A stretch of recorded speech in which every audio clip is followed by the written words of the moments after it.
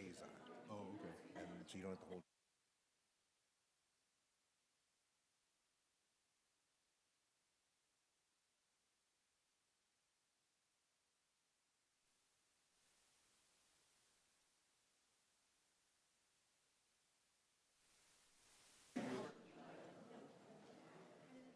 All right, it's 7 o'clock. I'd like to call the September 11th Planning and Zoning Commission meeting. Let's start that. Can we start off with a roll call, please? Anderson? Here. Grimes? Here. Haug? Haynes? Here. Young? Carlos? Here. Ewing? Here. Shepherd? Here. Bill?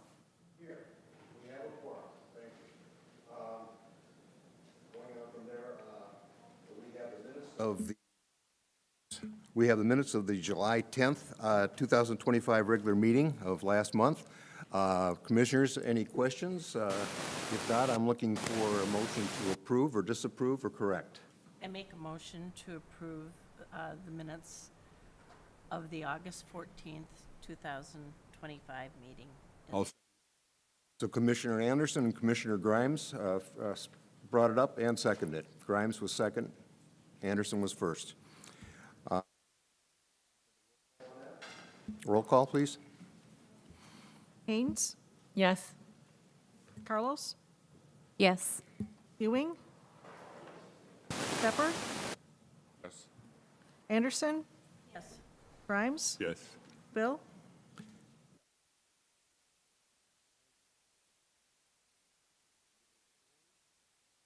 Moving forward, we have new microphones, so we have to play with this a little bit. So just, we're new with this. They've changed the mechanism for the microphones, so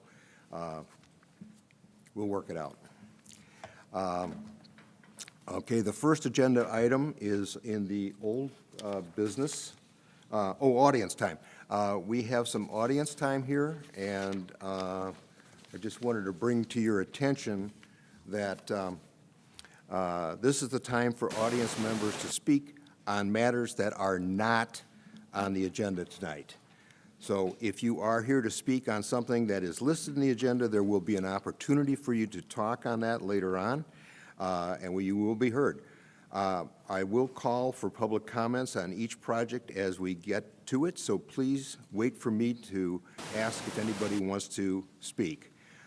If there is there anyone in the audience who would like to speak on any matter that's not on the agenda, this is your time. Does that fit the bill for anybody? Does anybody want to bring up new business that's not on the agenda? Okay, with that being said, it looks like there's no response for that, so there is no audience time additions. We will be moving to old business, which were Planning and Zoning Calendars 2789, which was a map amendment, and then we had Zoning Calendar 2790, which was a request for a homeless shelter. This presentation was made prior to Planning Zoning meeting this last month, so we're only looking into the updates from that point and new information that's current today. Staff, please provide an update. Commissioners, we'll give this a second to turn around. Amazing. So good evening, Commissioners. My name is Rachel Canton with the Planning and Zoning Department. See if the fuzz goes away. I do want to say before we get started, for anyone that is in the audience today, specifically on zoning calendar items 2794 and 2795, these have been postponed to our October meeting, which will be October 7th at 7 p.m. in this room. So if anyone is here for these particular items, they are being held over to October. You're welcome to stay and listen to the rest of it, but in case you're here for these items, they are not going to be heard tonight. So getting into zoning calendar 2789 and 2790, these items were heard last month and held over for some additional information and some additional meetings. So at the request of the commission, staff met with the representatives of Allendale Association, the applicant, as well as the neighbors for this property. Just to recap, this was a map amendment from B4 downtown zoning to the HC Health Civic District, and then a conditional use permit for a homeless shelter in the HC Health Civic District. This property is located at 421 West Water Street, kind of on that southern edge of downtown. Here's a little map for you just to reference on that location again, and some additional photos of the site.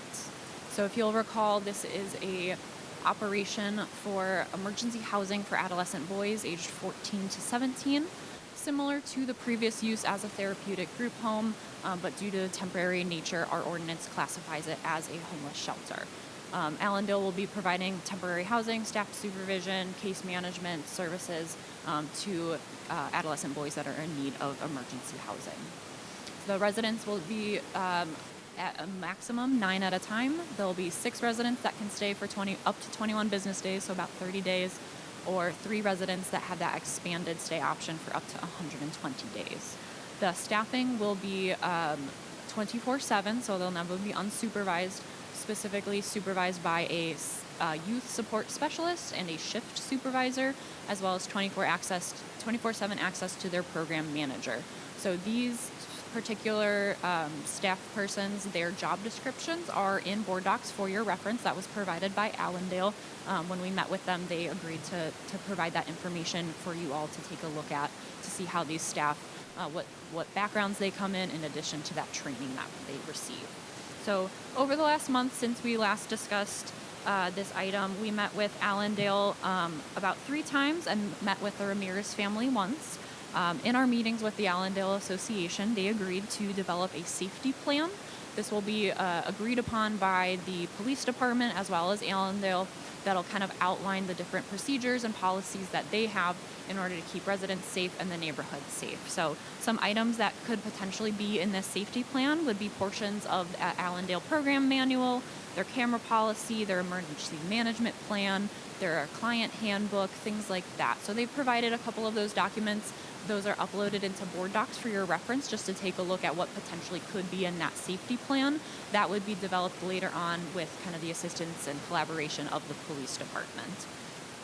During our meetings, the applicant also shared a little bit more about the security system. They have both exterior and interior security cameras. They expressed how our police department would be able to access that footage if it was ever needed. They also explained their programming for those residents. As we discussed at that last meeting, there were some questions about how that programming would shake out.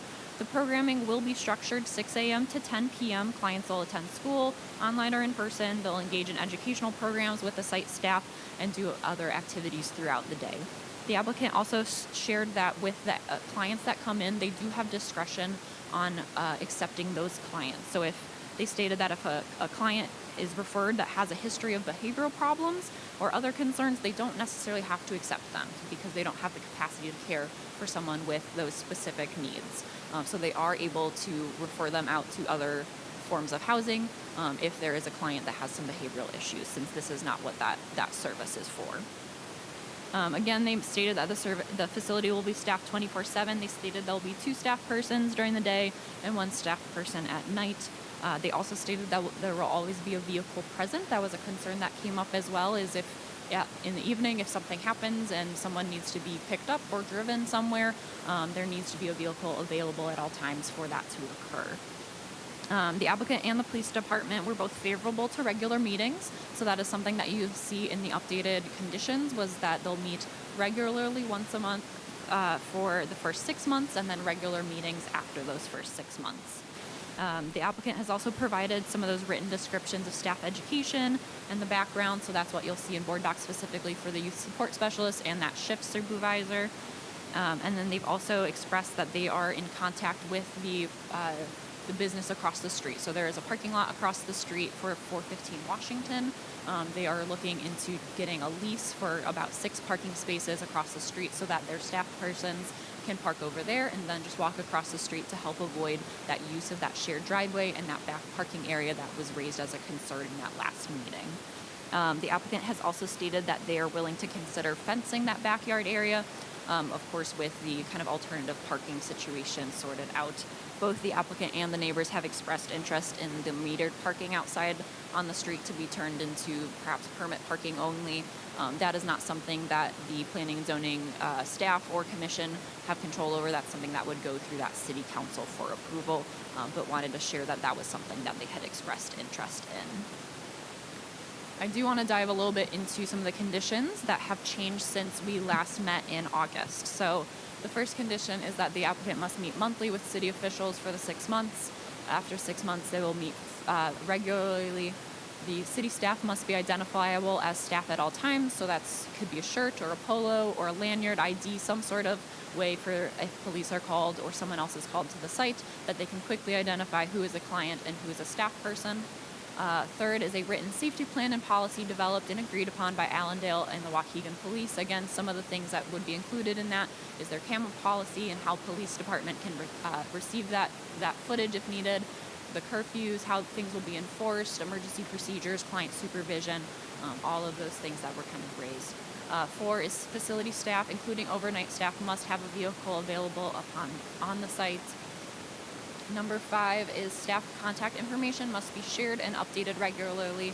Any changes to contacts within the organization or at the facility should be shared with the police department within 24 hours. So if something happens, our police department know who to contact in case of an emergency or in case a resident arrives at the police department and they need to bring them back or get in contact with someone. Number 9, the facility shall establish a preference for clients whose permanent residence, family home, most recent residence, etc., is Waukegan with a secondary preference for Lake County. 10, the facility must be staffed whenever clients are present. A minimum of 4 qualified staff must be present during the day, and a minimum of 2 staff must be present during the evening. So this is an adjustment of what the Allendale Association had proposed of 2 during the day and 1 at night. There was a concern that the amount of staff provided was not adequate, so this would address that concern. If they're at full capacity, they'll have 4 staff in the day and 2 staff at night. The next couple of conditions are regarding the site layout. So we had discussed potentially increasing the height of that chain link fence that is in the western side of the property, kind of along the edge of the ravine, and installing that or reinstalling that with a 6-foot tall privacy fence, as well as the addition of a new ornamental fence in the front yard, further kind of separating the property from that shared driveway. As well as the east exit of the building. The exit door that exits out to the shared driveway should be utilized as a fire door only and should be equipped with an alarm. I provided a site plan up here as well as 1 copy up there for you to look at. This is also in board docs of kind of that site layout that we were looking at. So you can see the orange line is the fencing in that backyard, looking at a 6-foot tall privacy fence. The purple in the front yard would be a 4-foot tall ornamental fence. And that blue highlighted area would be a new driveway potentially. So we have it conditioned in, I believe, condition 11 that condition 14 that if they are not able to get an agreement with the neighbors across the street, and if those metered spaces aren't able to be turned into permit parking, that they should create a new driveway to help avoid utilizing that shared driveway and that back parking area. This would also allow that back area to be fully recreational space for their residents. Allendale did provide some additional site plans this morning that I provided up here. There is a 4th one that is provided with you guys up there. These are just 3 of them. These show some alternative layouts that Allendale has proposed utilizing those metered spaces and the across the street for their parking, providing some additional fencing to help separate the 2 properties. And then again, these are our standards for map amendments and our standards for conditional uses. Gracia Ramirez, one of the neighbors, had gone and created a petition online. So on the dais is a copy of the signatures. So we'll be able to pass those around and take a look at the folks who did sign that in objection to this application. I believe that is all I have for updates for you all. Do you have any questions for me at this time? Thank you. I'd like to first thank the planning and division basically for doing a very difficult job of trying to coordinate 2 factors together. It's something that we don't normally see or people don't know what the planners do. But thank you for your hard work on this effort. The applicant, please come up and present your case or your modifications. I'm going to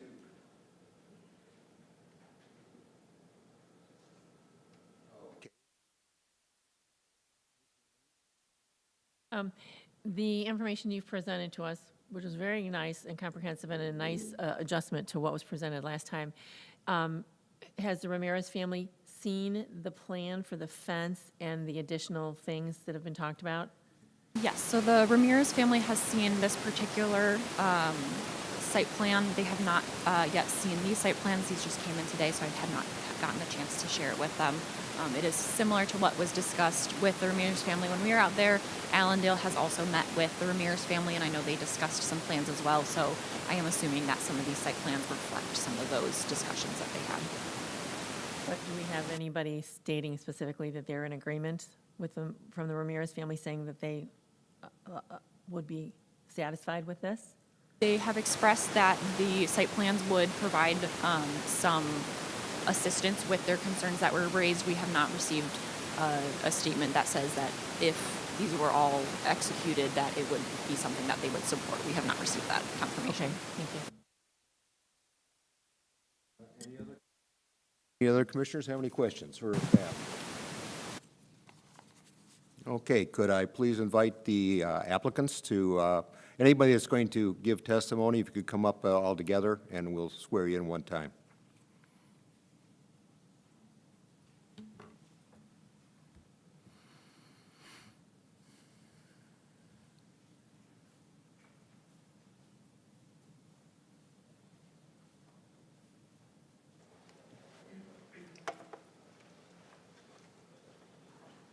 If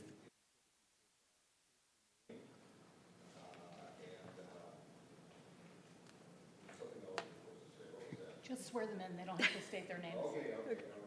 They can state their names when they speak. Thank you. So just, Sign our name on here, right? yes. Right. Okay, please raise, all you ladies and gentlemen, please raise your right hand. Do you swear the testimony you're about to give is the truth, the whole truth, and nothing but the truth? Yes.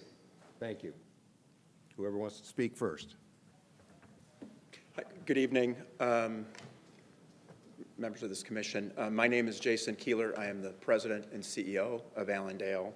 And I just wanted to, and I'll have each participant represent, or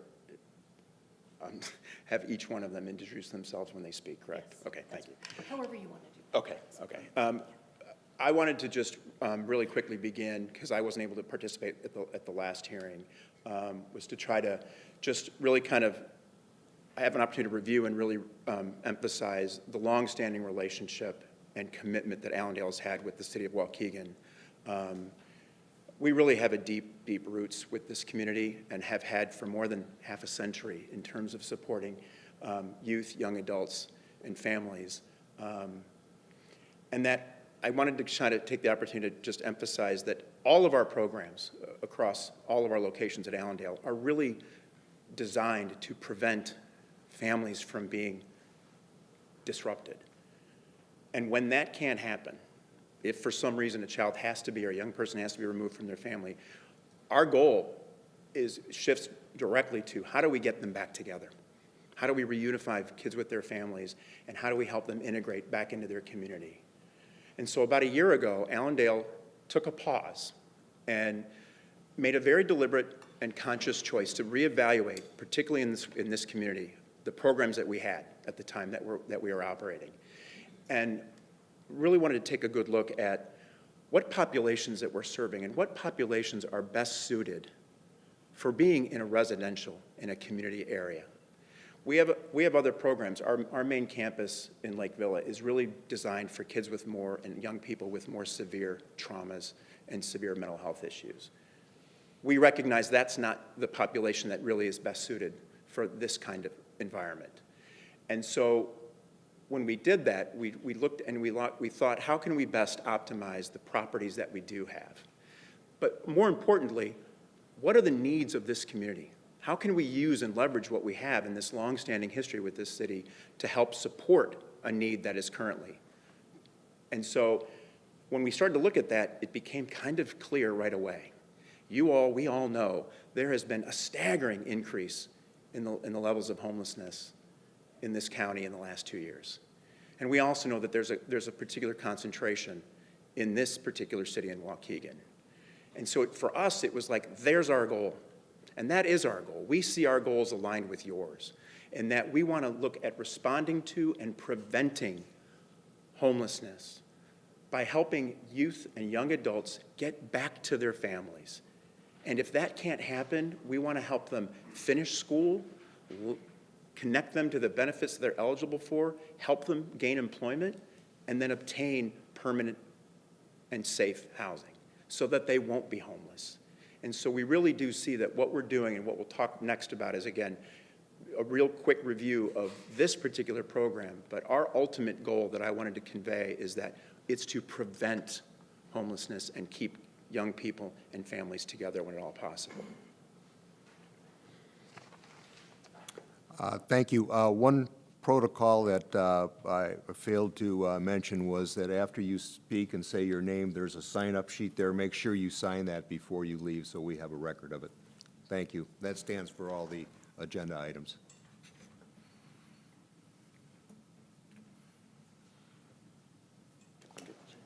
Okay, hi everybody.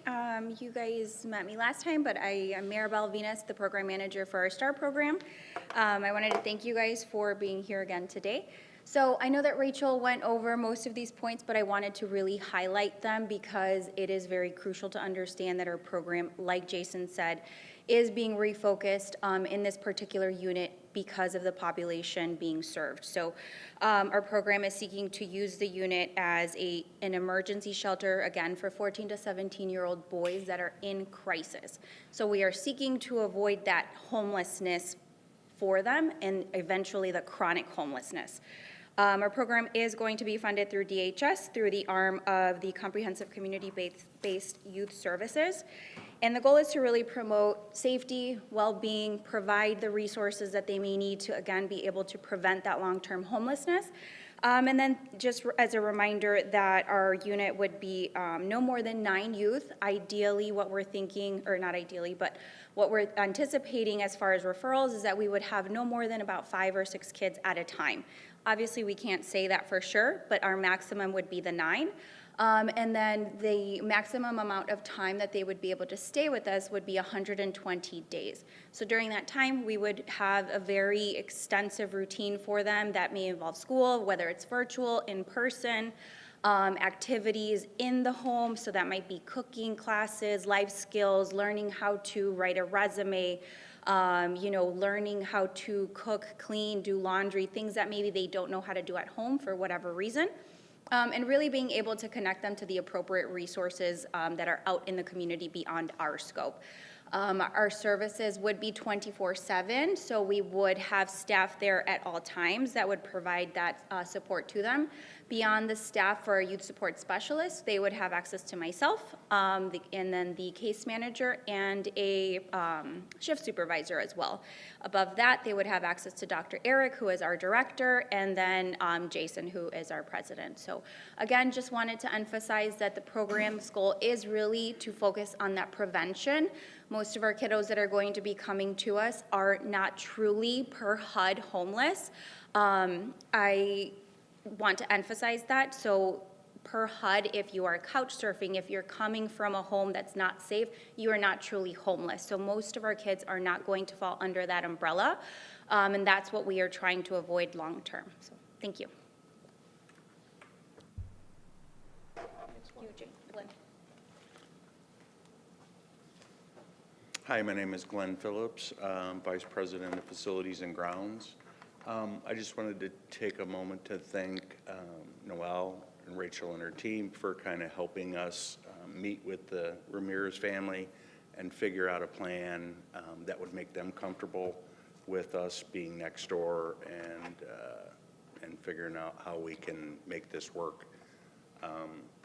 So I actually met with Mr. Ramirez again this week and kind of took him through the site plans that Rachel had presented, but also looking at like what we could do in the backyard to, prevent the kids from getting into their yard and make it, safer for them. Some of the things that Mr. Ramirez brought up was, they had some concerns about the house being right up against the driveway, so we kind of walked through how we could put a section of fence in there and kind of only use that as an emergency exit from that would be the east side of the house. I feel like, he seemed very receptive to that, and we're committed to, fencing that off in a way that it's going to look nice and, keep some separation and privacy for the Ramirez's and for our clients as well. We also I did meet with or communicate with the property management company across the street. They did agree to lease us parking spaces up to 6. So we don't have a signed lease, but we are in the process of negotiating with them for that. And I feel pretty confident that we can eliminate the parking in back with the exception of maybe, having to get in there to do maintenance. So I think, that's pretty much it from me. I did want to also mention that we did host a community open house on the 5th of September. We did have some community members come to the open house that had questions about the program. There was some skepticism, and having those conversations with them, they were able to really understand the population that we're trying to serve and were very supportive of us. And so we didn't have too many participants for that open house. It was a little bit short notice, but we did have a few of the neighbors in the vicinity. So I just wanted to stress that. And then as far as the parking goes, also like Glenn had mentioned, just emphasizing that utilizing those spaces in the front across the street would really eliminate a lot of the issues that we are anticipating we would be having if we didn't have those, in addition to the fence addition, so. Hello, good evening. My name is Dr. Eric Alexiev. I'm Chief Clinical Officer at Allendale. And I thought that I'm going to see it, but that's good that I printed out, so it's going to be better for me to look at the points. So we have a long history of collaboration with police departments, various police departments where our programs are located.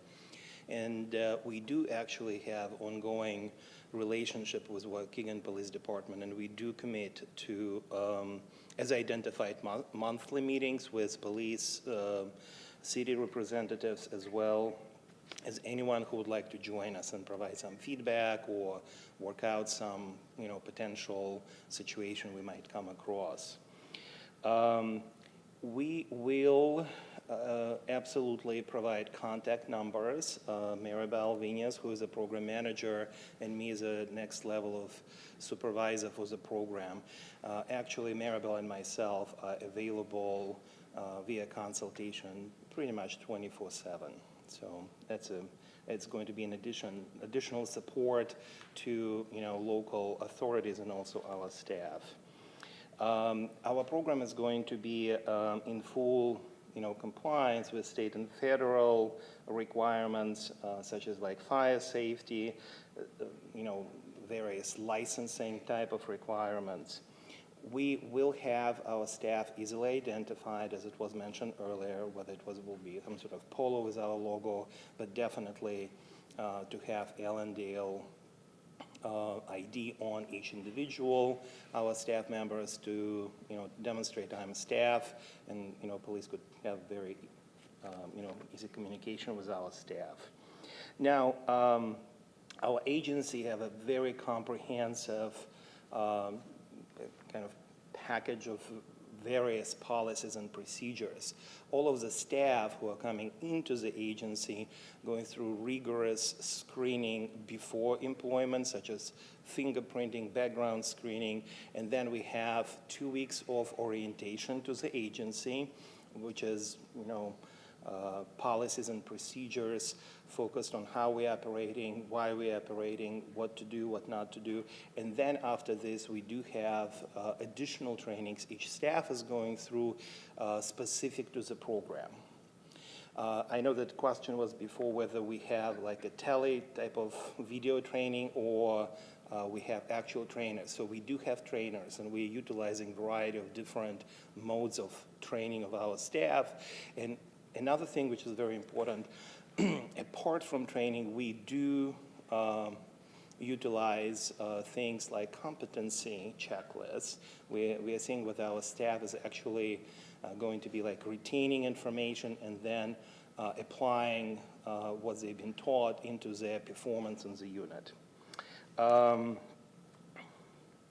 In regards of the staffing for our program, first of all, it's very important to understand there's going to be staff around the clock. We're going to be working with youth from 14 to 17 years old, and we absolutely must provide supervision. That supervision is going to be focused in the morning on the educational elements of the program. They will be doing some sort of educational type of activities. And in the afternoon, we are planning to have a variety of different group activities as well as recreational activities to keep our participants, healthy and active. During the overnight, we are going to have actually 2 staff members who will be able to, provide supervision for the entire program, which is up to 9 individuals. And I do believe that I covered all points, right? Commissioners, any questions of the applicants? I do. Have you had a chance to review the 22 conditions that are in the report now, including the new conditions? And are those agreeable, and most especially the one about the staff, because I think that the staff that someone stated initially and what's in the report are different. Yeah, I think with respect to staffing, one thing to just clarify is that the staffing levels that were proposed in the report are considerably higher than any staffing ratios that any of our state contracts require, even for our most intensive programs on our campus. But that being said, we did look at that recommendation very carefully, and we talked amongst ourselves. And so where I think we feel is both financially and programmatically appropriate and manageable is that we can, first of all, we can have 2 staff overnight. I know originally we proposed just 1 staff, but we are committing to having 2 staff for the overnight shifts. We really feel that with the numbers that we're anticipating of the youth being involved in the program at any given time, while the maximum capacity is 9, because that's how it's the occupancy capacity, we're expecting, from both our experience and from what our state funder has been telling us, is we can probably reasonably expect on average between 5 and 6 youth. And so we do feel like having 2 staff during the day will help manage that effectively. Now, that being said, Ms. Venus works out of both that, well, she'll be working out of that building location as well as our other location on Genesee Street. So she's within 3 to 5 minutes. If there is a need that we would need to dispatch her, we could do that to augment or supplement those 2 staff that are already working.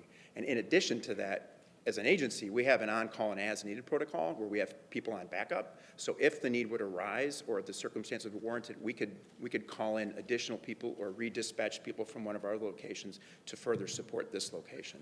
So we're hoping that with those modifications that we believe comfortably support the staff without necessarily guaranteeing that we'll have 4 all the time, but we could get 4 should that need arise and should we be at our maximum capacity for any length of time. Can I add to that too? So with the staffing, we would also have, in addition to myself, we would have our shift supervisor and our case manager. So both of those individuals would be working out of either this unit or our Becker house that's a few minutes away.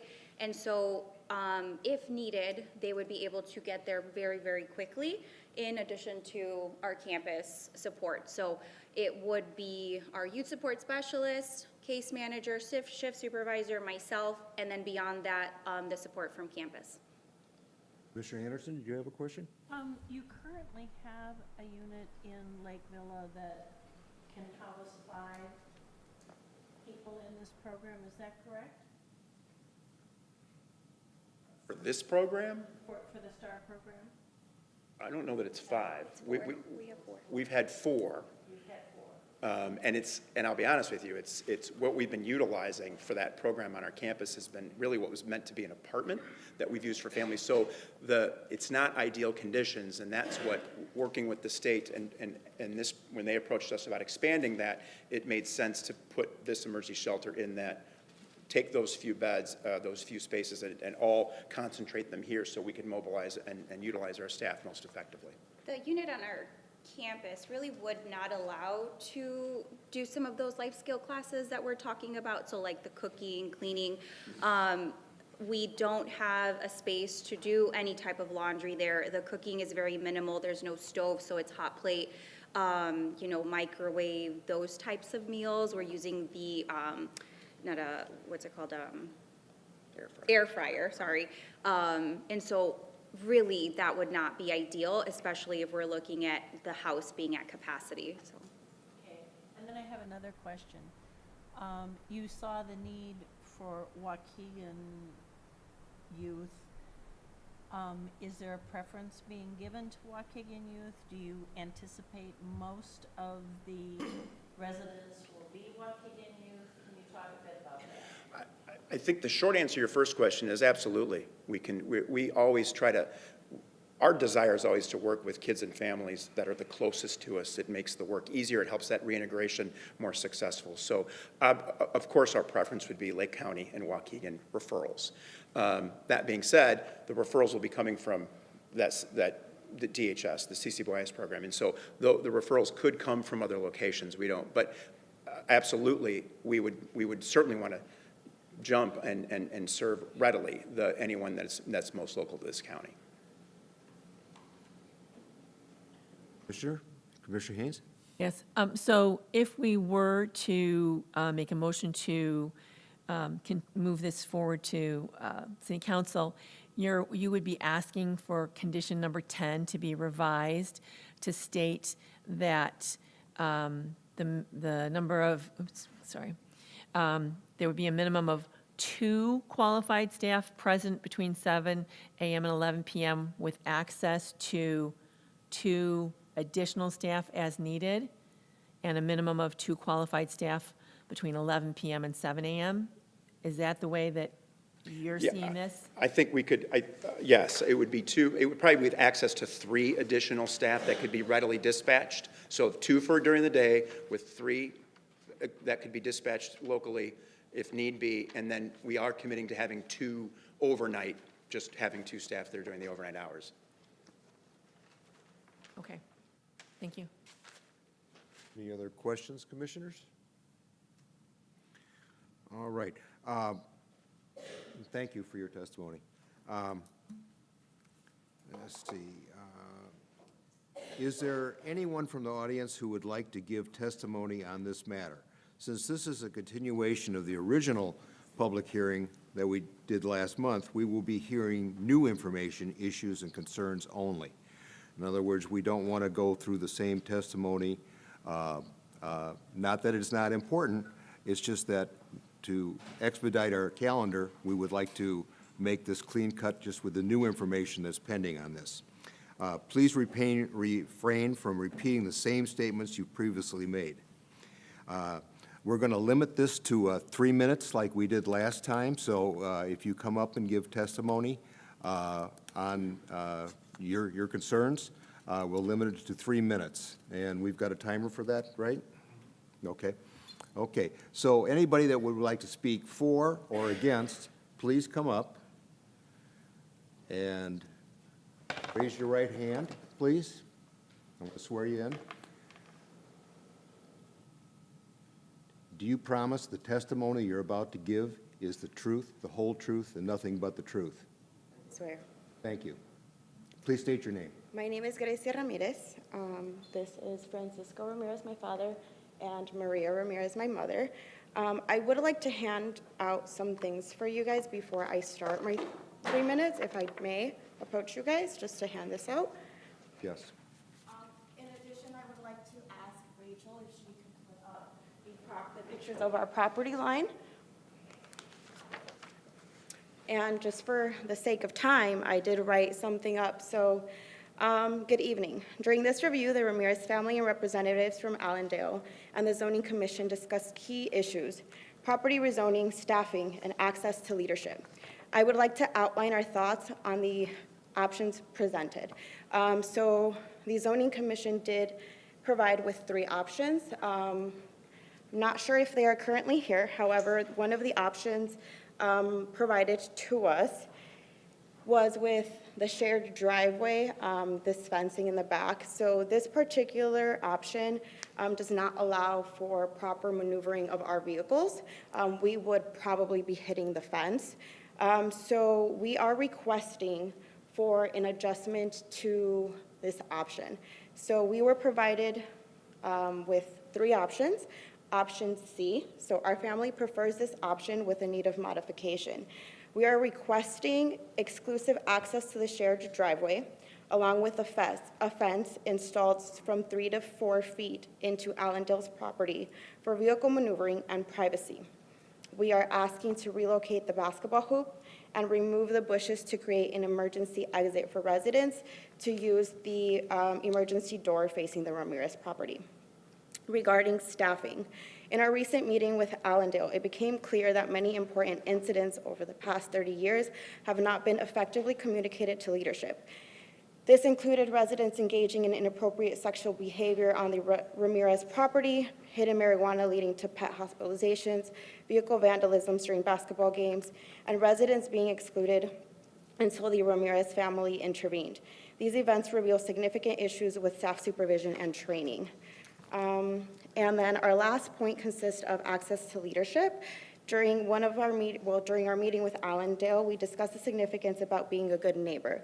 One of the representatives claimed that the Ramirez family was not contributing positively due to my efforts to create an online and in-person petition.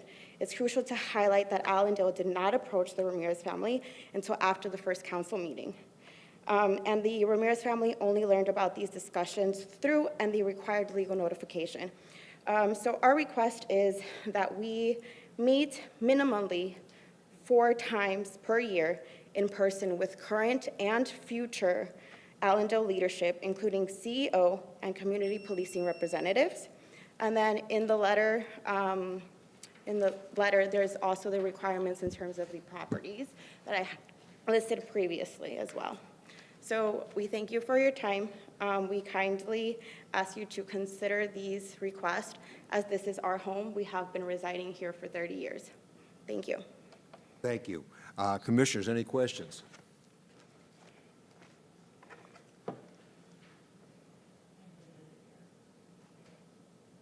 If there's no other questions, would the applicant like to correspond to a rebuttal or anything? Or seem in agreement, or? I think we've had regular dialogue, and Do you have that document? The one they just gave? We should give you a copy. I guess I do have a question for the Ramirez family. So this is the first time I'm seeing this. Is this the first time Allendale is seeing this as well? This is correct, yes. Okay. There were certain questions in regards to the zoning that we have not fully come into agreements. Again, we have not seen these 3 proposed ideas. There were 3 previous that were proposed. And as Rachel had mentioned, this was something that was provided to her today. So we, again, have not seen these specifically.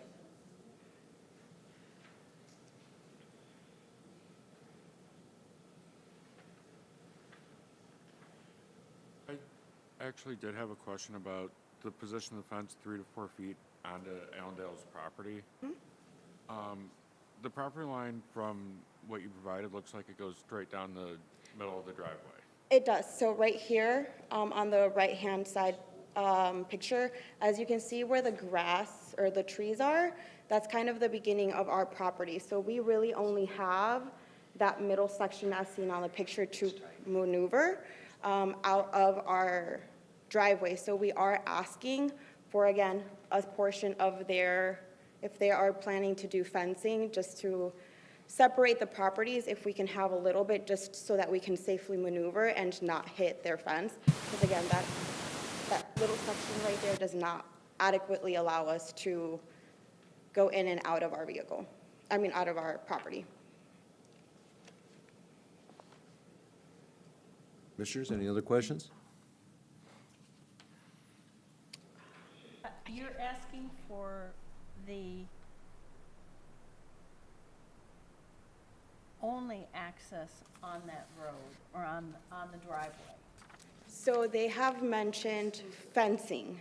They have mentioned fencing from the home to the backyard. They were, and again, you can correct me if I'm wrong, that was something that we were kind of in agreements with.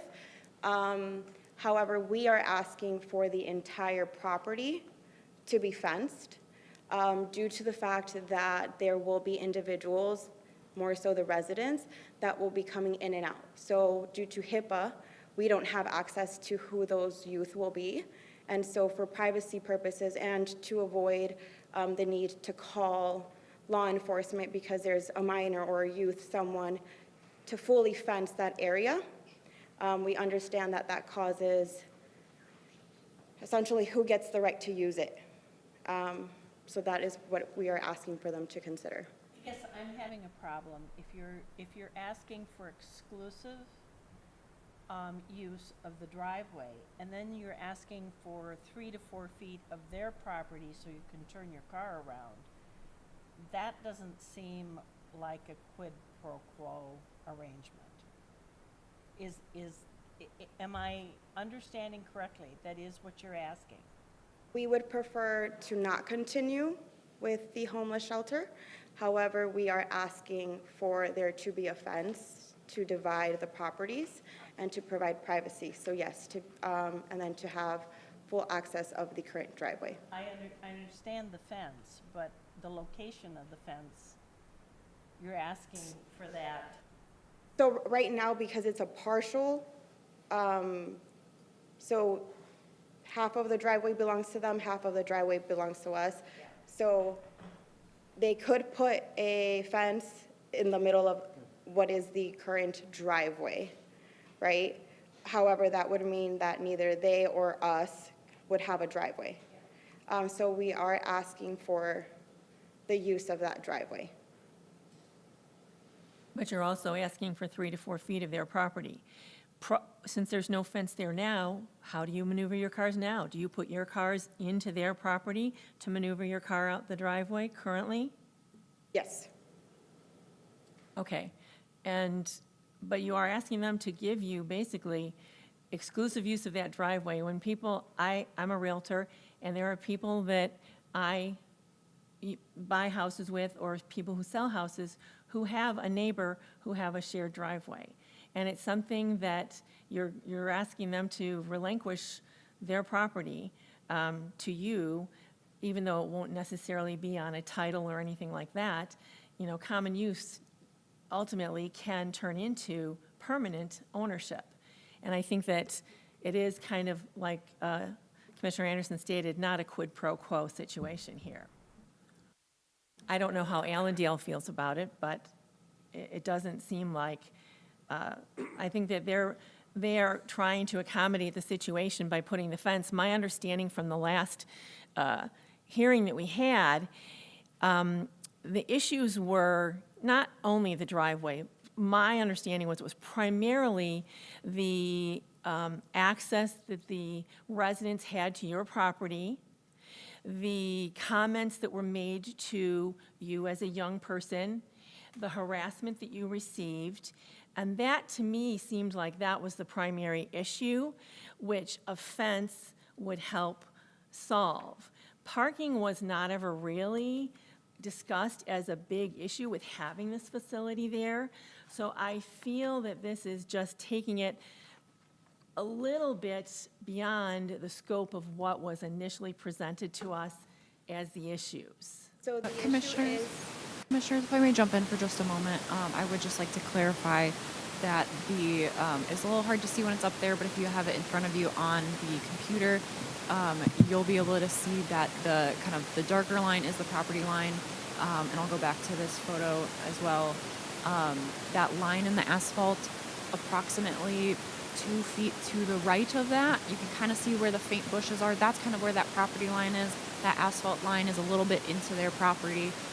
Just for reference, you know where kind of things are. If you look at that plat of survey, though, you'll see that on the other side of their property line, there's kind of a faint dash line. That is a recorded easement for access to that shared driveway. So that shared driveway is a recorded easement. That is on the Ramirez property.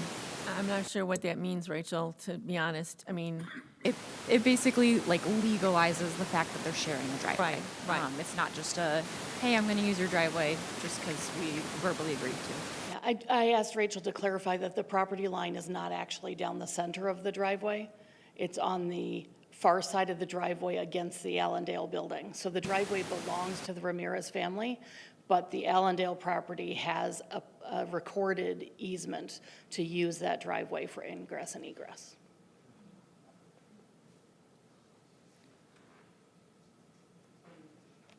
Then my question would be for Allendale, with the parking proposed, the lease agreement across the street, do you see this being an issue for you all?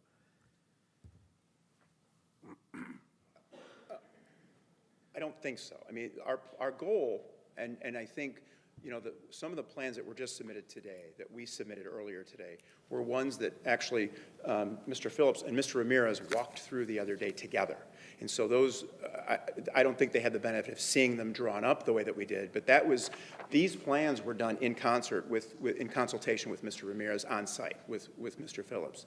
So, and I say that to assert that we are absolutely in support of adding some fencing and sectioning off our property for their privacies as well as the kids that we'll be supporting. And we've proposed options that I know that the team here has provided too. They're similar. So I think there's mutual agreement. It's just now it's the degrees of exactly where. So no, we're not opposed to that. I think one of the limitations to some of the plans when we talk about doing a large fence all the way up the driveway, there is a fire exit on that side of the building, and that if we don't have enough distance, it's not in compliance with the fire code.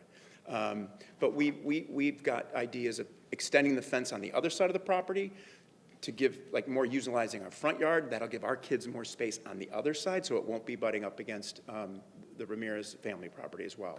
The other thing I want to just go back to is the comment made about some of the concerns that were brought up about in the last hearing about the comments that some of our previous clients had made and some of the behaviors that were obviously being impactful on the Ramirez family. I want to emphasize again, the population that we'll be serving in this program is not the same population. They're not coming to us with extensive abuse and neglect histories or extensive complex traumas. They're at a crisis with their family that's temporary. They have a family to go back to. It's more situational. And so again, this program is designed to help work with kids briefly, a couple of days, couple of weeks, so they can go back home. The kids that are more apt to recur the kind of things that they experienced in the past, that's when I said earlier, we made a conscious choice to look at a different population that we're going to be serving in this community to avoid that very thing. Thank you. You absolutely. May I, sir? Yes, sir. When did we meet? What day did we meet? That was this week? Tuesday, okay.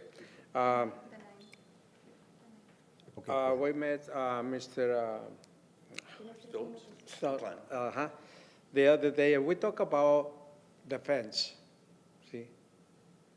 On the north side of the building, see, they're gonna put he said that they're gonna put a fence from the emergency door, you know, put in a door so they can open it.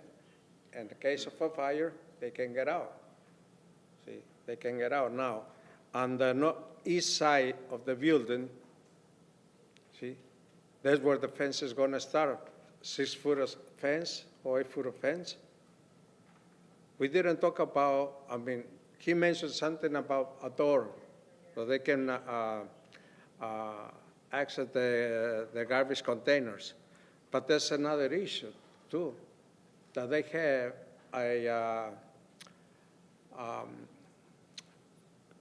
whatchamacallit, those extractors, when they cook, they have a big extractor outside the building, and it makes terrible noise. So,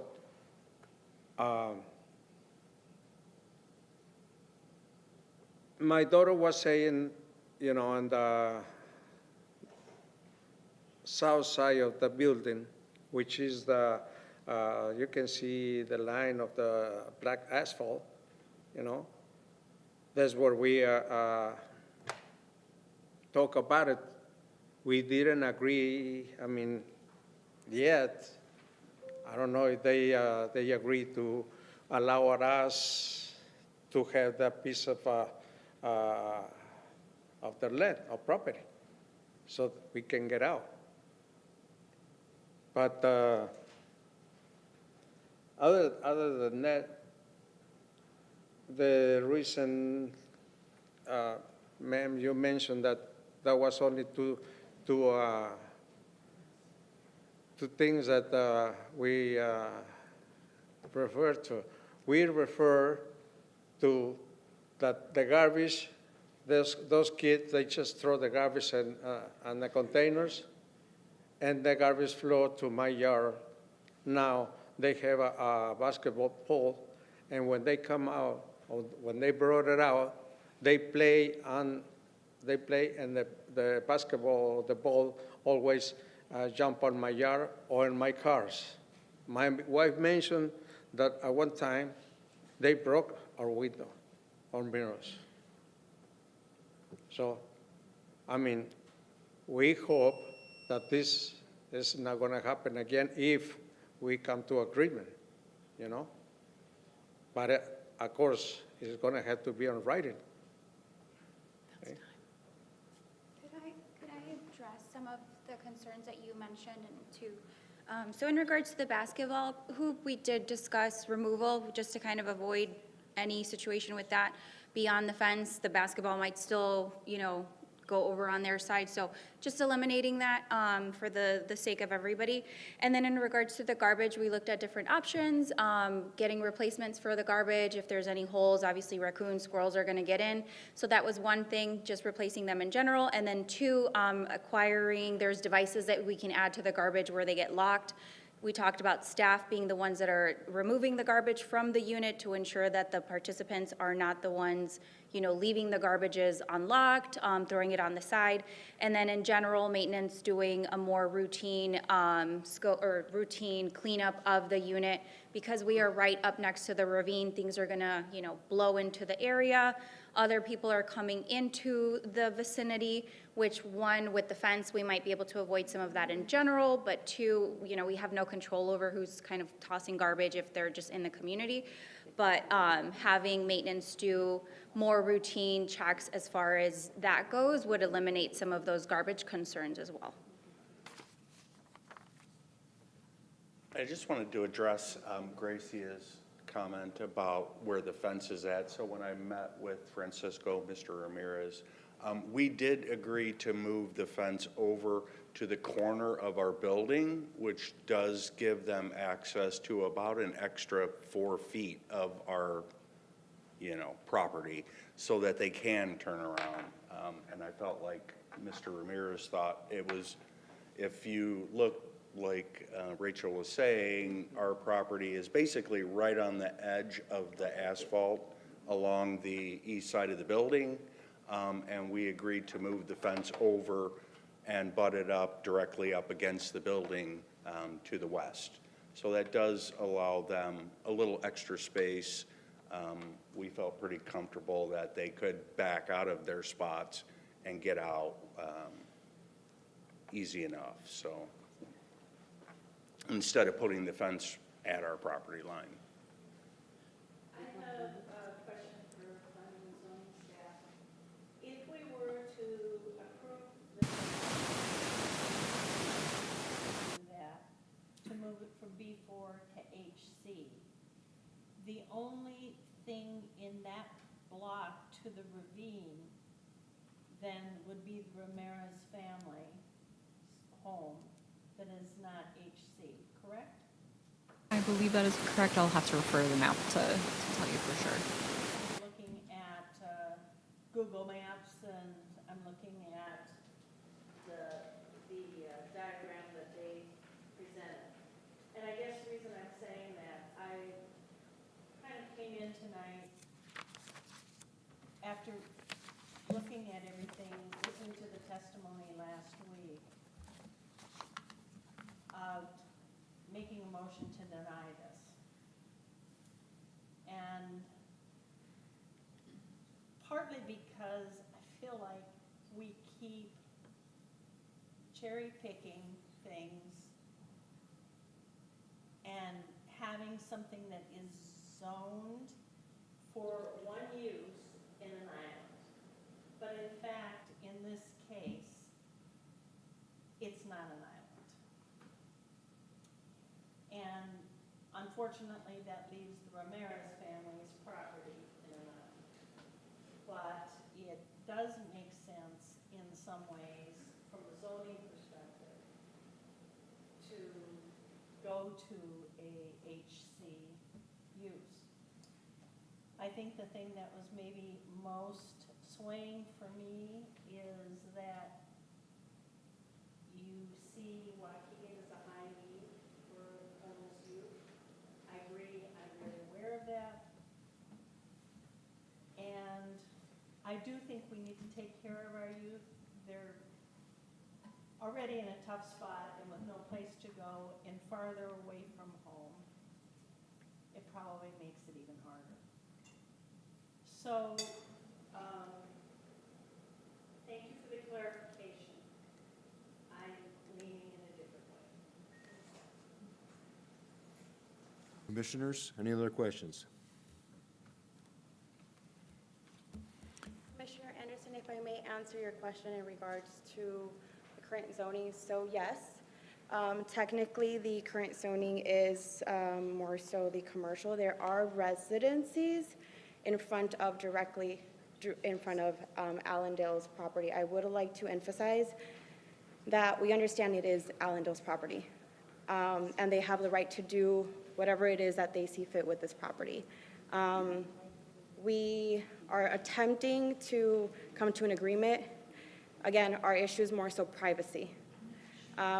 It's not a matter of we want more access to your premises. That's not what we're here for. We are here to try to find a middle ground because, again, we do understand that these services are of high need.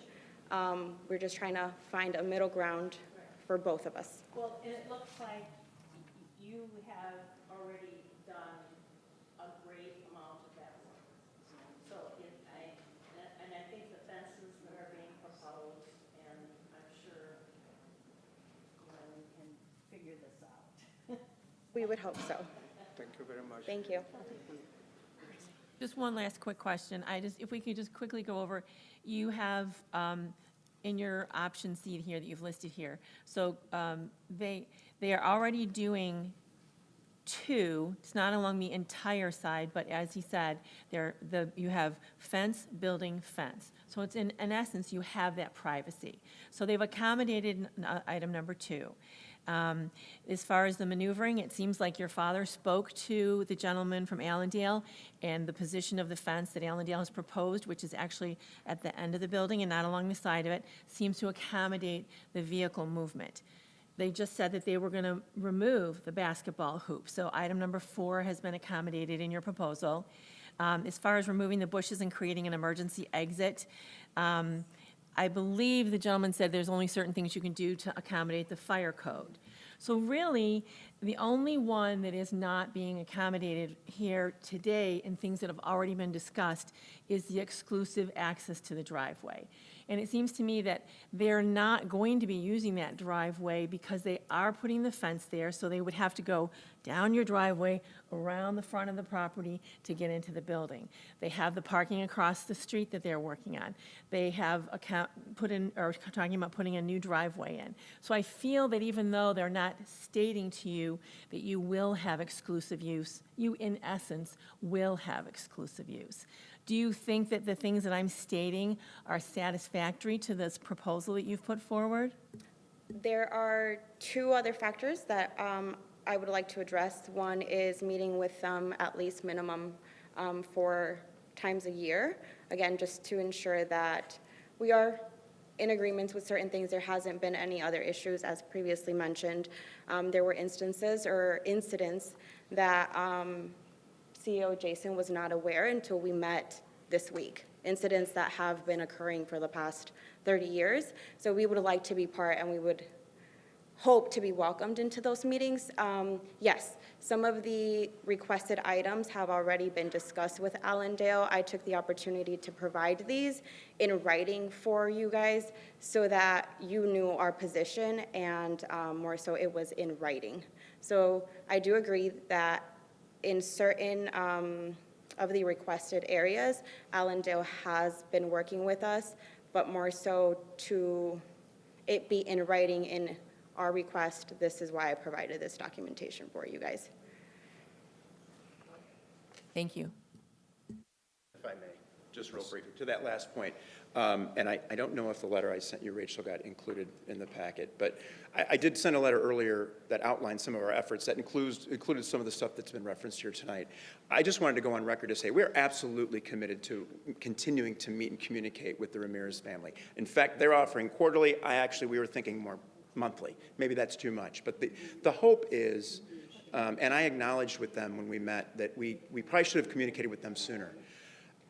I've actually communicated with Ms. Ramirez through emails since that meeting. She's got my contact information. And so we are all very committed to keeping those communication pathways opening. If that means meeting monthly, weekly, quarterly, we're fine with that. She's got access to my information. So if there were ever an issue that arose, the family has access to Dr. Alexiev and me to get those right to the top so we could address them. And so I just wanted to that position, or that part, we are fully committed to doing that as well. All right. Right. It appears that we have some other people who would like to give testimony. If you haven't been sworn in already, please raise your right hand. Do you swear the testimony you're about to give is the truth, the whole truth, and nothing but the truth? Thank you. Please state your name. And don't forget to sign in. Good evening. My name is Deborah McIntosh. I am an employee at Allendale. I'm one of the youth specialists that works at Allendale. I've been at Allendale for over 23 years. I started working in the youth, the homeless shelter when they first opened. And so I can say that we have truly had success of these young people coming in and going out and being productive citizens. The ages of 14 to 17-year-old is such a great need for these young people.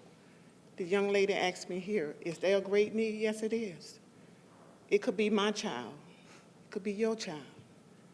We never know. We worrying about, excuse me if I feel a little kind of emotional, we're worrying about a piece of property. Kids not property.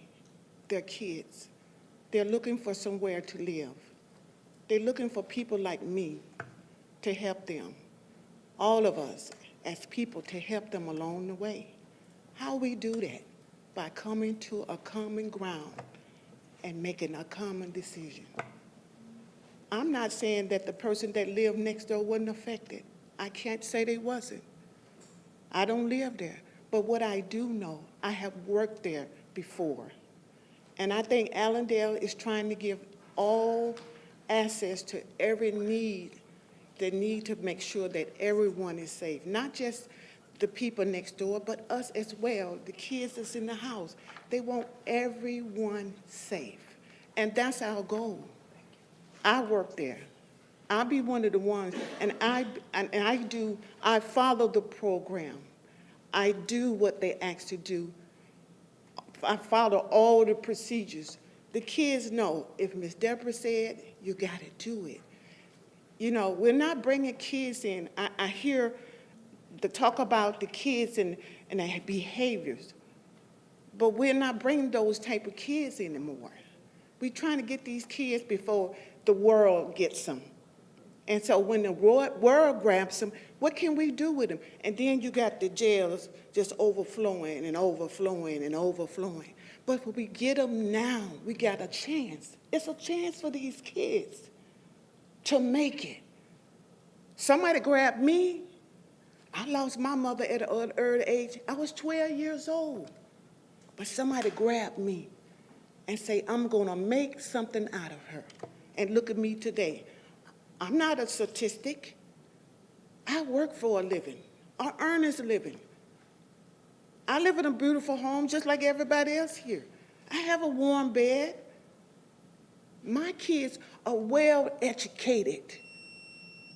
But I just want to say to you, please, let us do what's right. Thank you. Thank you. Next, please, state your name. Hi, yes, Remember my to name sign is in. Vanessa Young, and I don't have a long, drawn-out piece of paper. I'm actually coming from my heart, too. I've been at the agency for 17 years, working as a mental health specialist, a TA, and I'm thinking about the number 8. I worked at Walter Cherry exactly right next door to the Ramirez.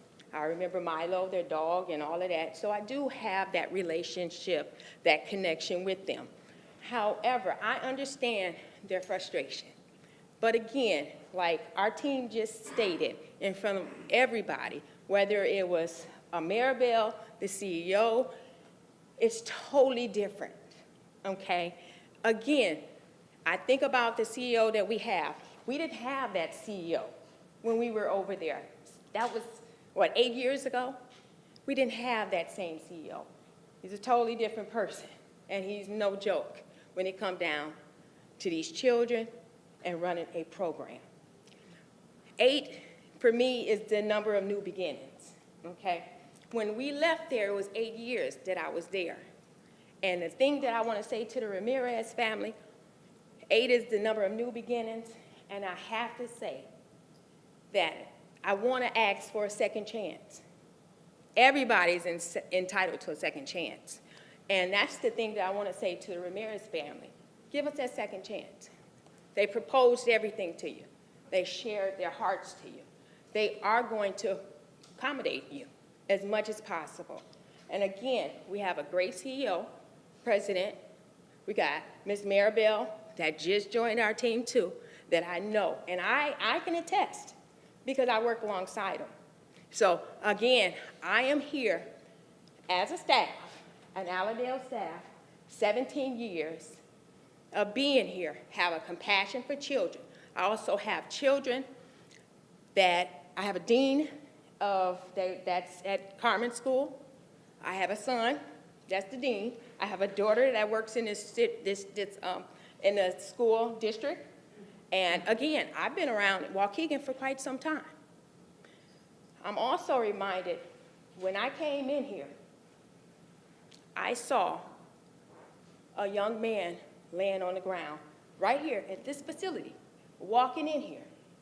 And it strange me because I said, there's definitely a need here.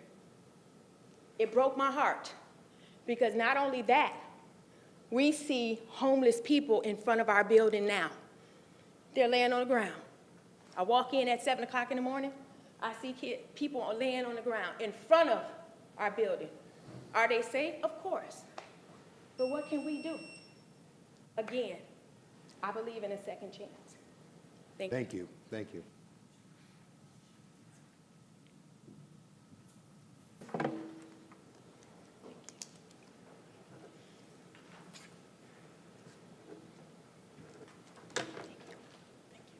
Good afternoon. My name is Parvin Vakili, and I do live almost a stone throw from the building that the Allendale have. I believe I do have a sympathy for the family next door. I understand what they are saying, but in our community, we need something like this. We need to have that. As the young lady says, right now in the front of the city hall, there is someone sleeping on the floor. That is for all of us. Those children have a right to have some place. And as the other lady says, they should not become sadistic. They should not become someone in the jail. I don't have much to say, and I had no intention of speaking, but I think someone have to say something. Everybody have a right to have some place. Everybody have a right to have a chance. And I do understand the children can be difficult. I had three teenagers in my house at the same time, my own children. It's hard, it's rough, and sometimes neighbors cannot understand that. But, as I said, I had no intention of speaking, but please give these children a chance. I thank you. Thank you. And ma'am, you're new, right? Can you please raise your right hand? Do you swear the testimony you're about to give is the truth, the whole truth, and nothing but the truth? Thank you. Please state your name and remember to sign in. My name is Daisy Zuluaga, and I just have something short to share.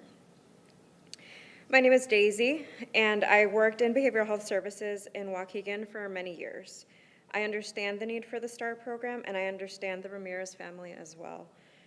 However, it seems like Allendale is willing to partner with the Ramirez family to make this new chapter better than the last.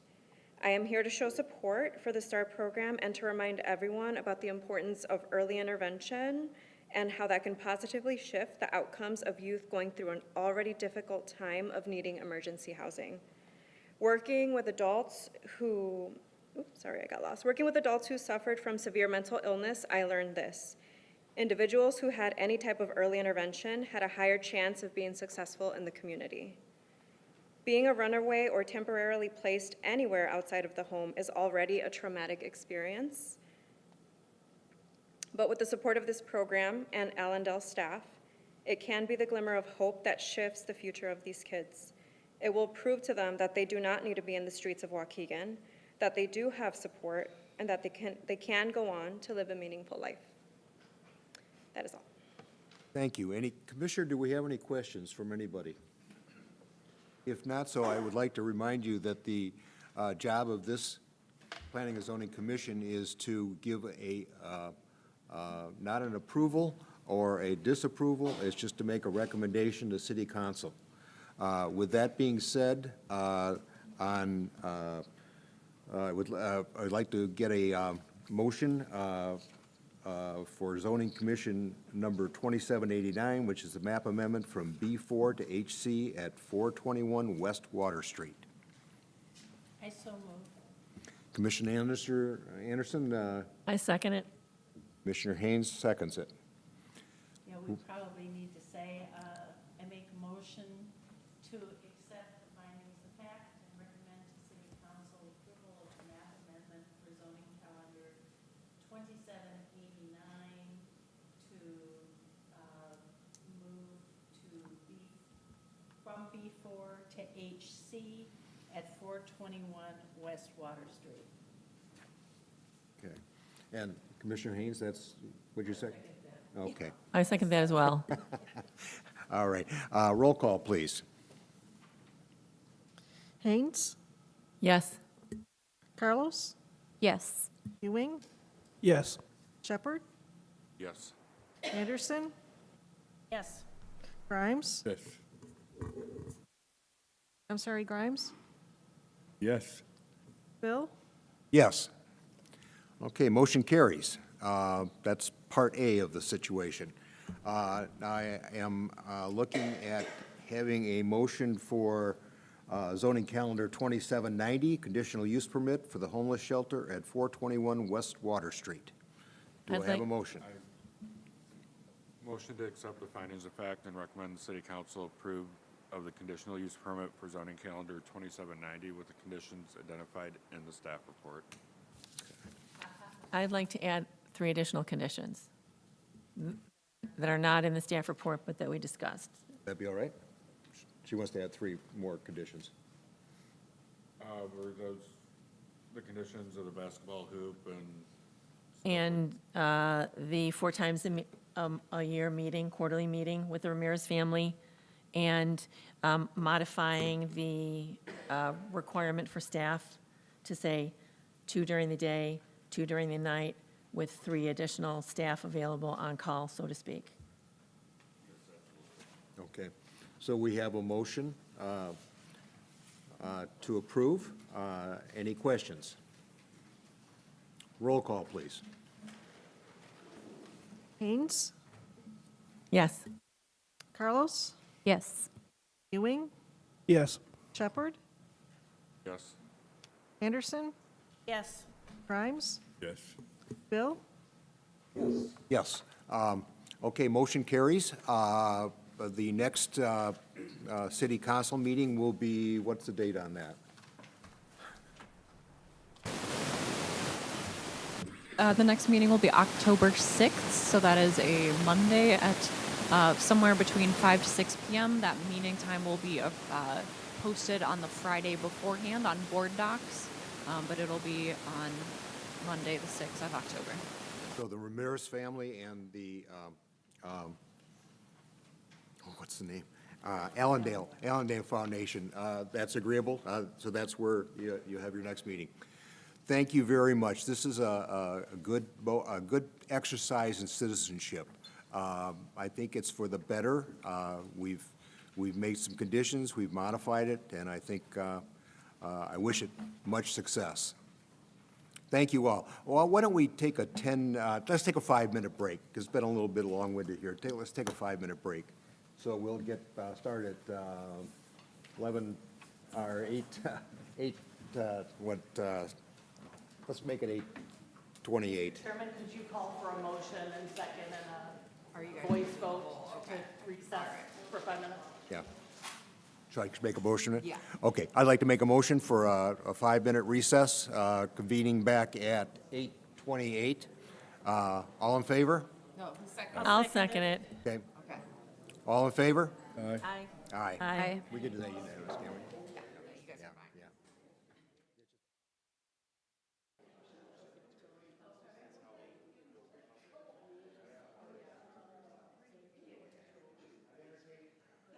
Thank you. I'd like to entertain a motion I need a motion to reconvene.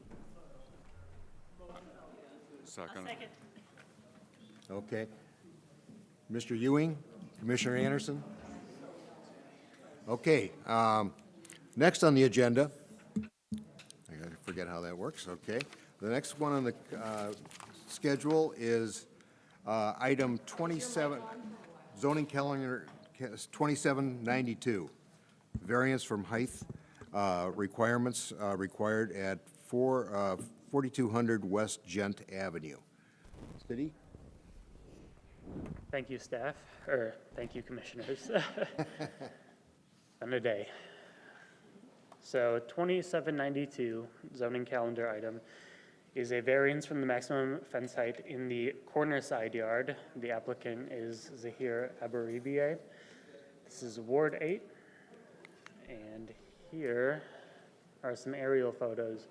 The red outlined property on the left is the property in question. Quite large, obviously. And here are some views of the side. This is a corner side lot, so it's subject to the corresponding fence height.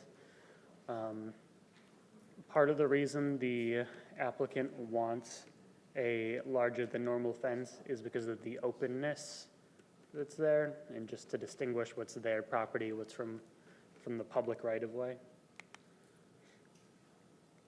Here is an example of the fencing being requested, provided for by the applicant, and a diagram showing where the requested fencing is going to go.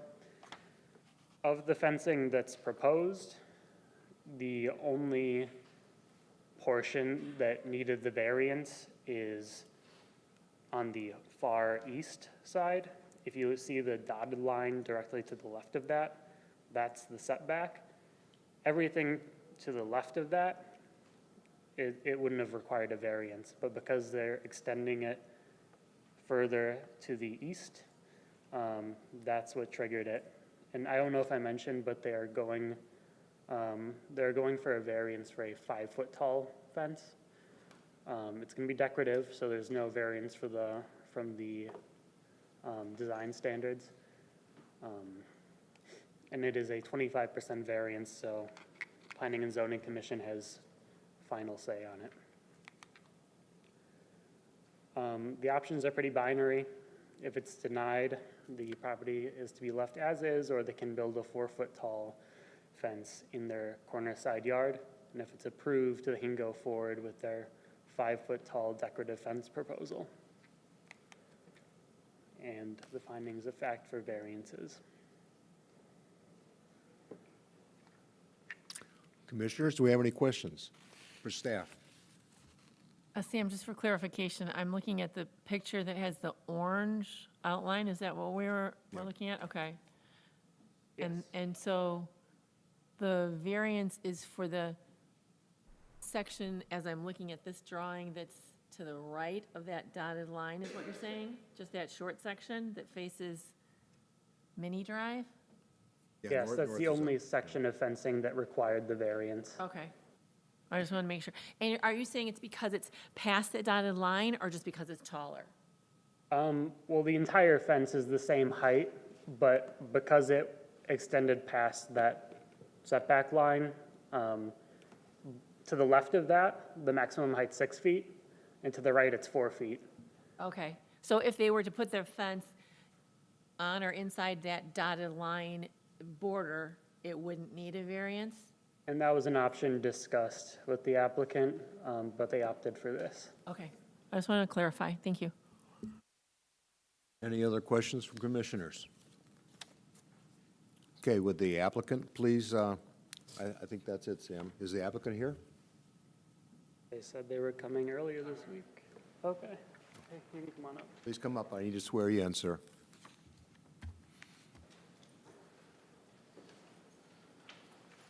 Could you raise your right hand, please? Do you swear the testimony you're about to give is the truth, the whole truth, and nothing but the truth? I do. Thank you. Please state your name. My name is Zahira Vorbe. I'm the property owner. Okay, and then before you leave, make sure you sign up in the roster. Thank you. Okay, tell us your story. Thank you. So it's exactly as he said. The only discrepancy I found in what he said versus what I was told is I don't need a variance because of the dotted line. I need it because that mini side is a public street, and anything that's a public street is not considered in my backyard. So I'm not allowed to do more than 4 feet. I don't want to put a fence. I'll be straightforward with you guys, but I recently had a daughter, and for her safety and for her privacy, I want her to be able to go out in the backyard and not have to worry about who's looking at her, you know what I mean? So that's really the only thing, is that extra foot, just for, a lot of people walk by on a daily basis. Every car drives by, has to drive by our house to leave the subdivision, so it's just for privacy only, is the only reason.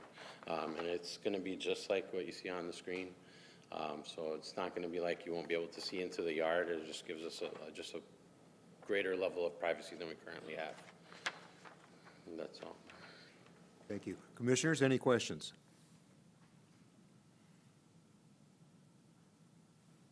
Okay, none being said, I am looking for a motion. Oh, did anybody in the audience want to speak on this matter? Okay, so I'm still looking for a motion for this calendar.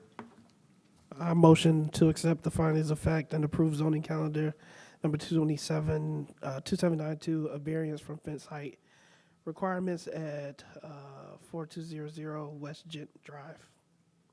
I'll second it. Commissioner Ewing and Commissioner Anderson. Thank you.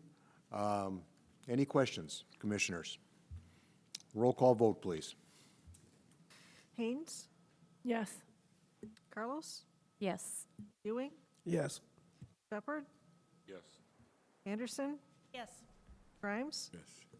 Bill, Yes, motion carries, and the authority of this committee approves that, so you're good. Thank you.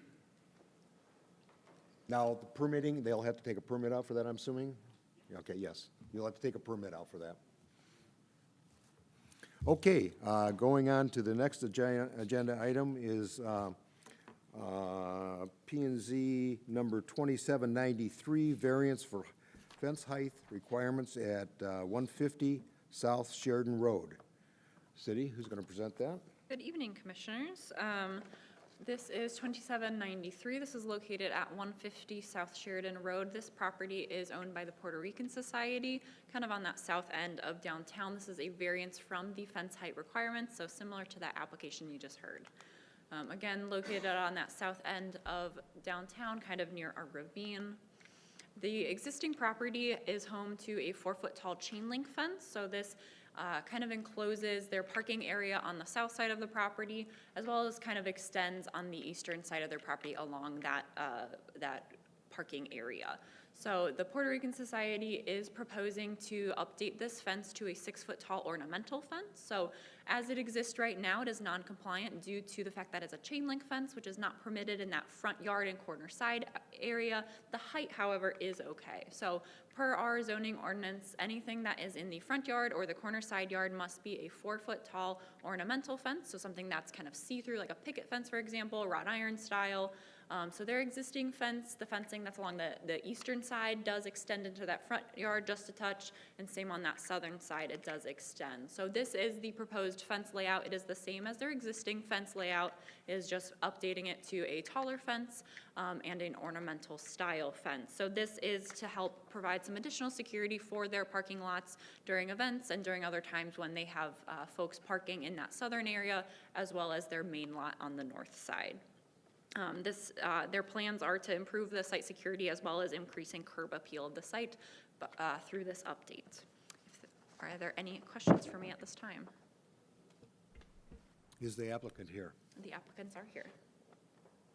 Would you please come up?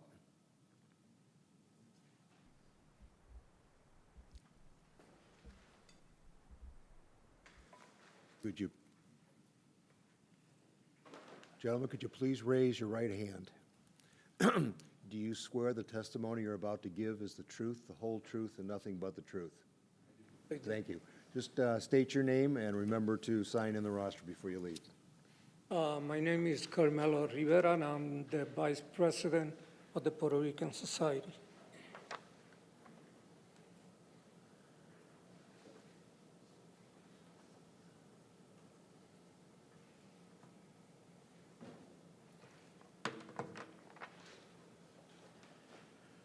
My name is Diego Vega, and I'm the controller of the Puerto Rican Society.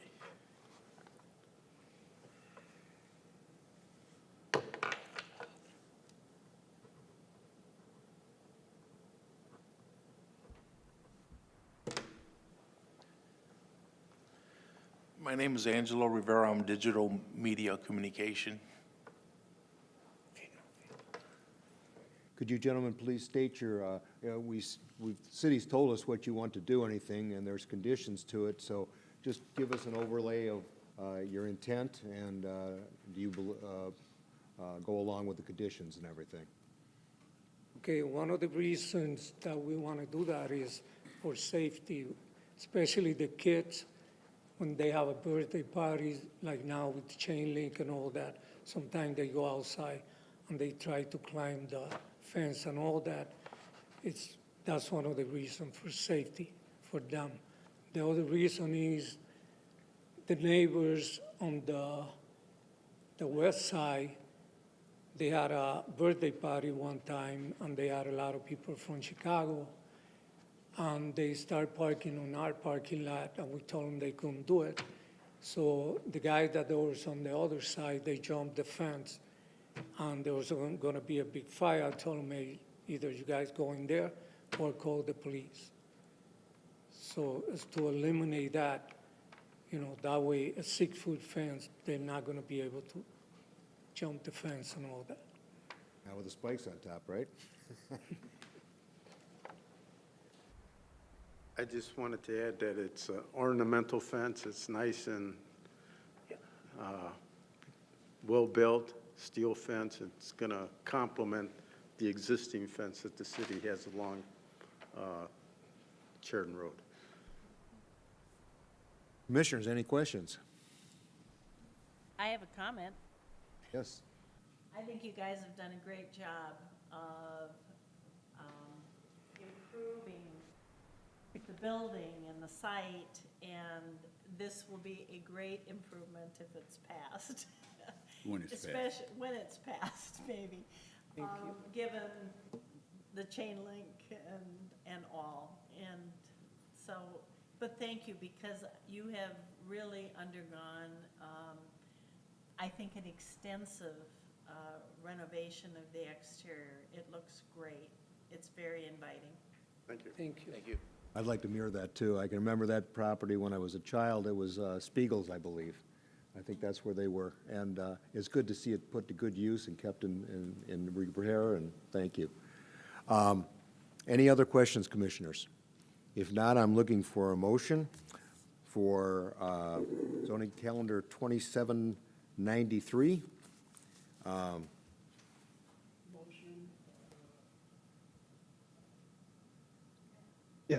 Motion to accept the findings of fact and approve zoning calendar number 2793, a variance from fence height requirements at 150 South Sheridan Road. I'll second it. Okay, Commissioner Ewing, Commissioner Haynes.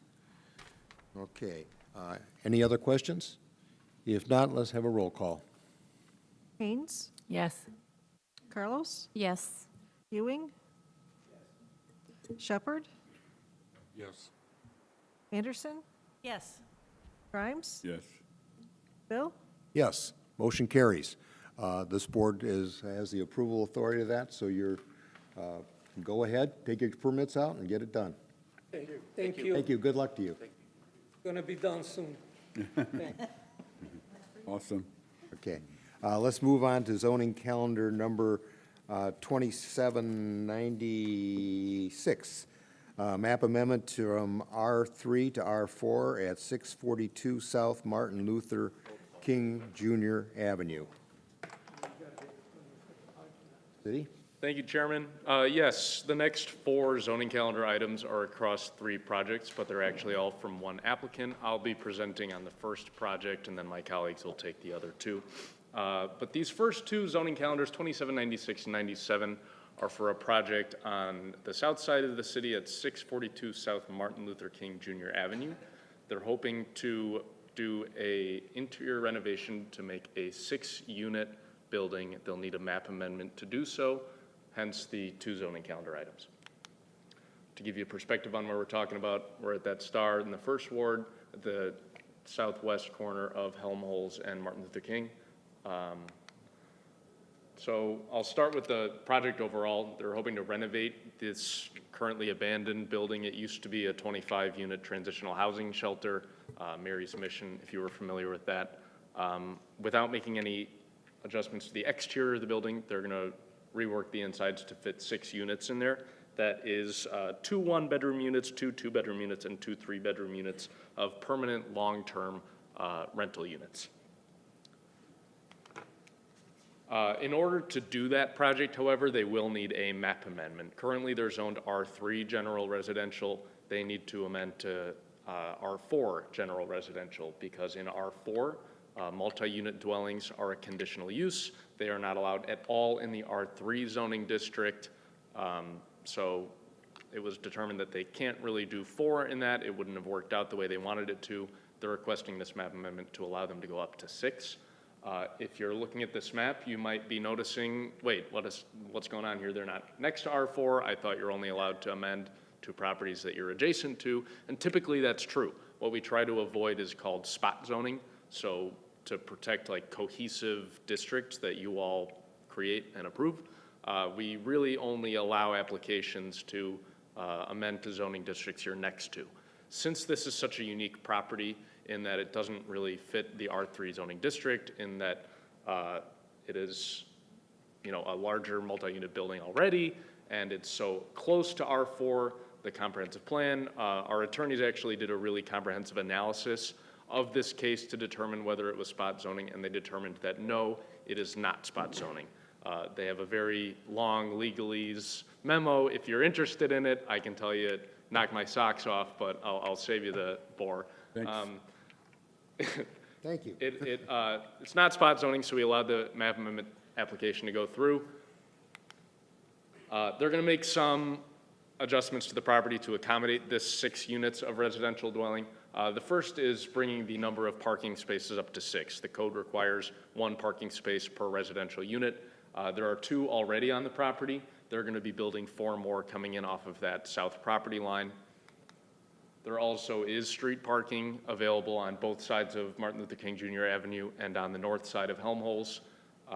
We did get a few just here and there concerns about street parking, since it has been a problem in that neighborhood before. It wasn't necessarily tied to this project, but street parking is allowed there, not on the south side. One thing we did try to do to kind of stave off any problems is we had Public Works go in and replace some of those no parking signs on the south side of Helmholtz. They were a little faded. Hopefully that can prevent that problem from happening. They're also going to be providing 6 new bicycle parking spaces on the property. I do want to point out 3 key conditions that we are recommending to impose. The first being that they need to obtain a sign if they do put up a sign. More importantly, any signage that is on the building for the old Mary's Mission use, they'll have to take down. Number 6, requiring that there's a minimum lease term of 1 year, so preventing another transitional housing use there, which would not be allowed by that zoning district.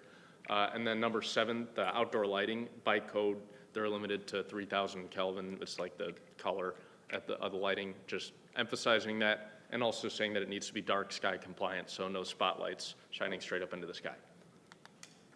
These are your standards for map amendments that we recommend you make your map amendment decision off of. Like I said, thank you, legal team, for that comprehensive memo. And then here are your findings of fact for conditional uses. The applicants are here today, but if you have any questions for staff, I'm happy to answer those now. You said there were conditions. I don't see conditions on the staff report. Am I missing them? In the options and alternatives section, there are 9 conditions. You might be looking at the map amendment staff report, which does not have any conditions. Thank you. Pretty boilerplate. There's nothing too crazy on this one. Okay.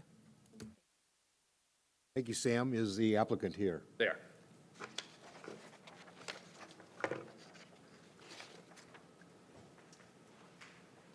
Could you gentlemen raise your right hand, please? Do you swear that the testimony you're about to give is the truth, whole truth, and nothing but the truth? Yes. Thank you. Just state your name and make sure you, before you leave, sign off the sheet there so we know. Nice to meet everybody. I'm Dave Garrigus. Josh Toby. And you are who?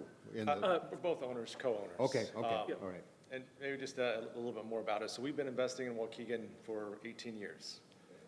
This isn't a new project. We've done north of 100 projects like this across Waukegan, Zion, North Chicago, et cetera. So this is a project we're very comfortable with. The main reason we're asking for the variance is that it's a very large property. To convert it to 4 units, you'd have some very large apartments, 5-bedroom apartments, 6-bedroom apartments, which I think tends to lead to trouble, which based on our experience, just having long-term rentals in the area, usually the larger number of bedrooms, the more trouble that tends to come out of buildings like that, which is why we're pushing for a 6 unit so we can decrease the bedroom count per unit. The other thing I would just add is that as we've kind of been in the community as long as we have, we always look for opportunities to fix problems or make the area better. We sort of subscribe to the idea that rising tides raise all ships. We have some properties that we own in that area, and we've experienced some challenges with that property historically, with our tenants complaining about it operating in the way it has. And so when it came up for sale, it was both an opportunity for us, I think, to on this individual project, but really it was also an opportunity for us to hopefully solve an issue that improves the whole area. And that's kind of how we're thinking about this is, boy, we want to make sure that whoever takes this on is going to do it the right way. And because we have a number of properties that are right in the area and we know that we will do it the right way, well, then we would like to be the ones to be able to do that. Commissioners, we have any questions for the applicants? What other properties in the area do you have? On that particular street, 574 MOK, 660 MOK, 659 MOK, 717 Helmholtz, 721 Helmholtz. Wow, are those all rentals?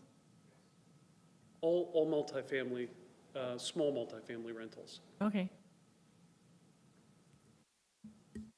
Any other questions? Is there anybody in the audience that would like to give testimony for or against? If not, I'm looking for a motion for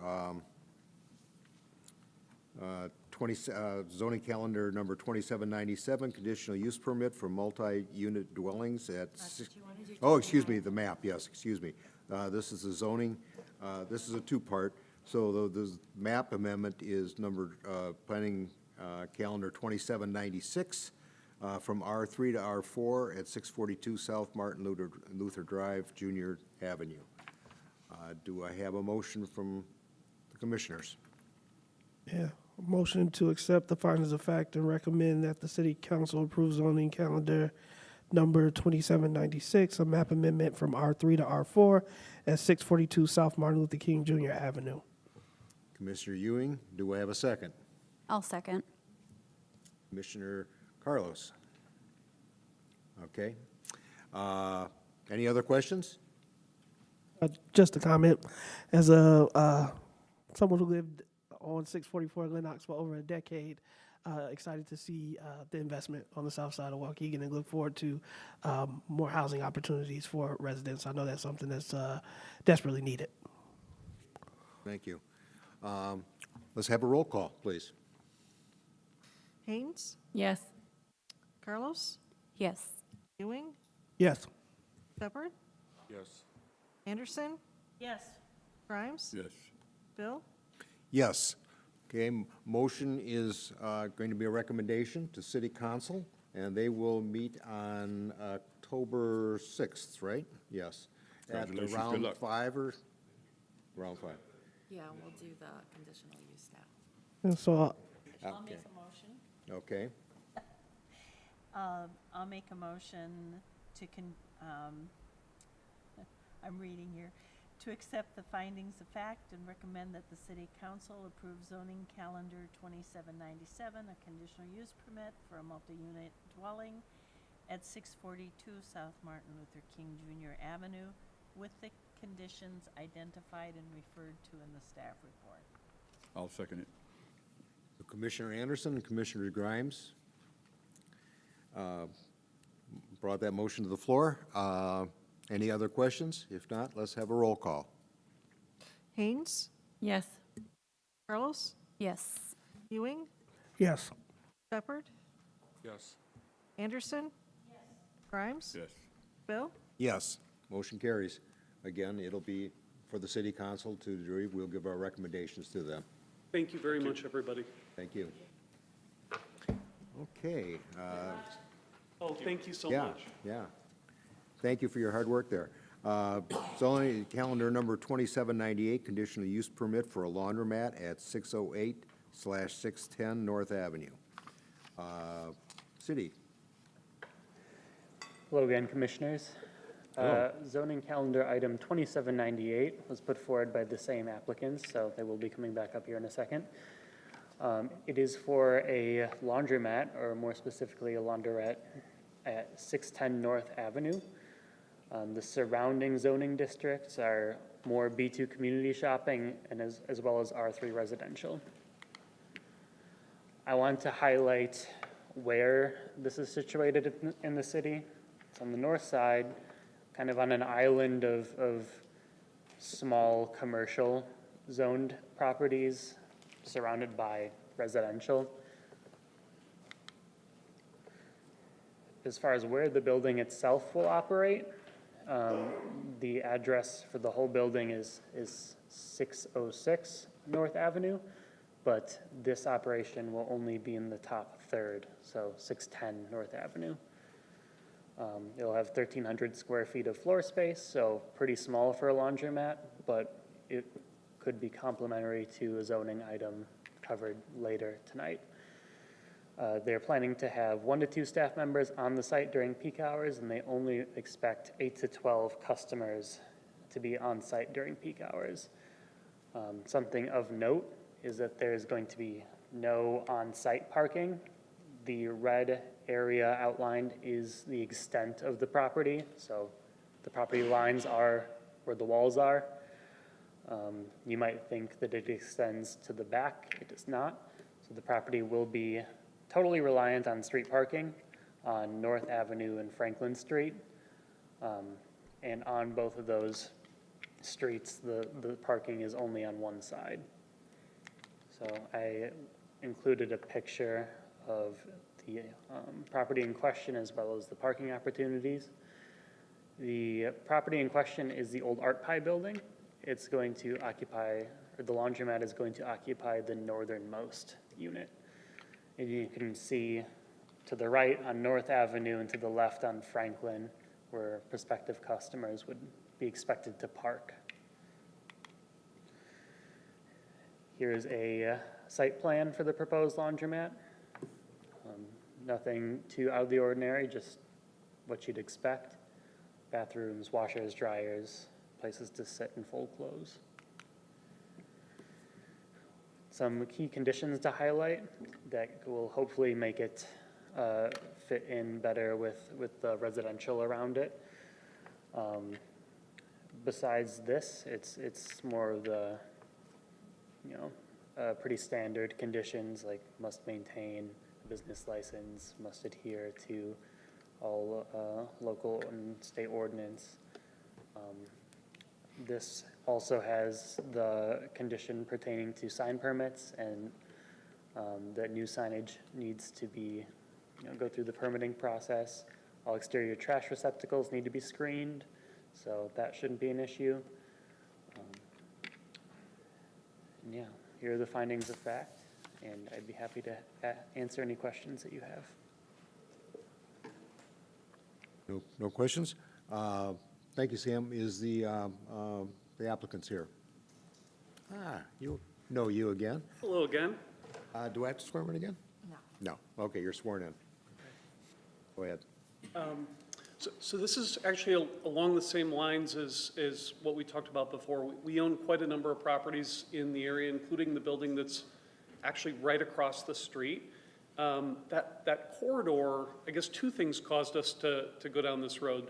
First of all, that retail corridor, you may be familiar, has a lot of vacancy.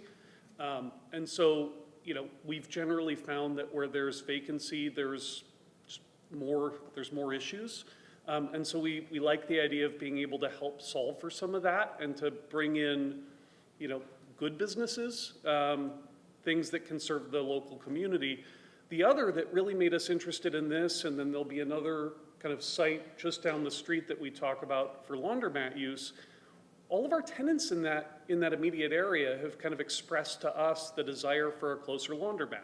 Many of them don't have cars, in particular right around this property, and the closest laundromat for them is over a mile. And so they've suggested to us, hey, it would be great if one of those could go in here. In fact, at the other location, there was one that used to be there that they would use, they said a number of years ago, and then it's not there anymore. And so this kind of served a dual purpose as we looked at it. Number one is really providing a great resource for our nearby tenants where they can do laundry, even those who don't have access to a vehicle. And then secondarily, if we can help to start to cure some of the vacancy in that retail corridor with some good businesses, we just think, again, rising tides raise all ships. We think it'd be a good way of getting some vibrancy back into that area. And so the building that you can see here has 3 distinct spaces. One of them is and was currently rented to a hair salon. The middle one was the Art Pie studio, which that gentleman moved out of the area, which is why he ultimately sold the building. And I think he sold it to us because he knew that we really wanted to improve the area. He was a neat guy. And then this third one has been vacant for quite a long time. And so that's the one that we were thinking about targeting for, that we've suggested targeting for a laundrette. So a laundrette is basically a small concept laundromat. doesn't really work well on its own because it's too small of a format. But with the focus on serving the surrounding area, and in particular, tenants, including our own tenants who don't have vehicles, just to make sure that they've got a local place they can go and take care of their laundry. I mean, that's really what we're after. I have a question. Hours of operation, and is there an attendant on duty, or is there cameras, or what are we doing for security? Yeah, great question. So absolutely cameras. We were planning on sharing attendance between this location and the other one that we're going to talk about next, given their proximity. So we would ideally have a couple that would be able to cover both locations. That's one of the reasons why laundrettes in and of themselves are less attractive, is because the only way to make them work is to not have an attendant because they're not big enough to support one. We tend to think that locations like that should have an attendant. And so by doing them together, it means we can have the locations be staffed, but we will also have cameras as part of it. And then hours of operation, I know a lot of laundromats in the area are open pretty late. We had kind of suggested hours between 8 a.m. and 10 p.m. And the reason for the 10 p.m. is to give people an opportunity who work during the day to be able to do their laundry at night. But we don't really see a need to go as late as some of the others, midnight or even beyond, that some of the other ones in the area have done. I mean, really, this is about serving that local community. So the attendant would basically lock them down at whatever time? Yes. Yep. Okay. Commissioners, any other questions?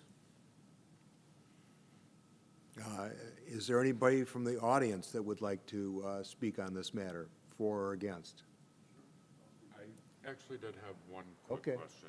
Sure. Which building across the street do you own? 609. So it's literally directly across the street. Building directly across the street? It is. Yep, and so it's a 4-unit building, well, actually with no parking, and none of the tenants in that building own cars. So that would be an example of tenants without vehicles that are looking for good options in the area. Sir, could you raise your right hand?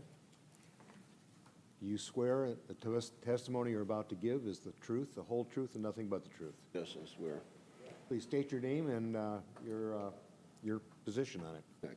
My name is Keith Turner. I'm the 6th Ward Alderman. This is in my ward, and until recently, I was not aware of this project. There are a couple of concerns that I have. The parking is of some limited concern. I think that'll work itself out. There are other businesses. There's a hair braiding shop there adjacent to it, and the corner store. I don't think the parking is such a major concern because I believe primarily this laundromat will be used by people who live in apartments nearby. It'll be mostly walking. I don't think there'll be a lot of driving in. I would question, if I may, you guys going to buy that empty parking lot or empty lot next to the building to the north? Whenever it's available, we'd Okay, love to. okay. We would All love right. to. It's just not been Yeah, yet. understood. Okay. So that might be an opportunity for a parking lot. My main concern, my primary concern and my objection is to the hours of operation. I think 7 a.m. to 8 p.m. would be more appropriate.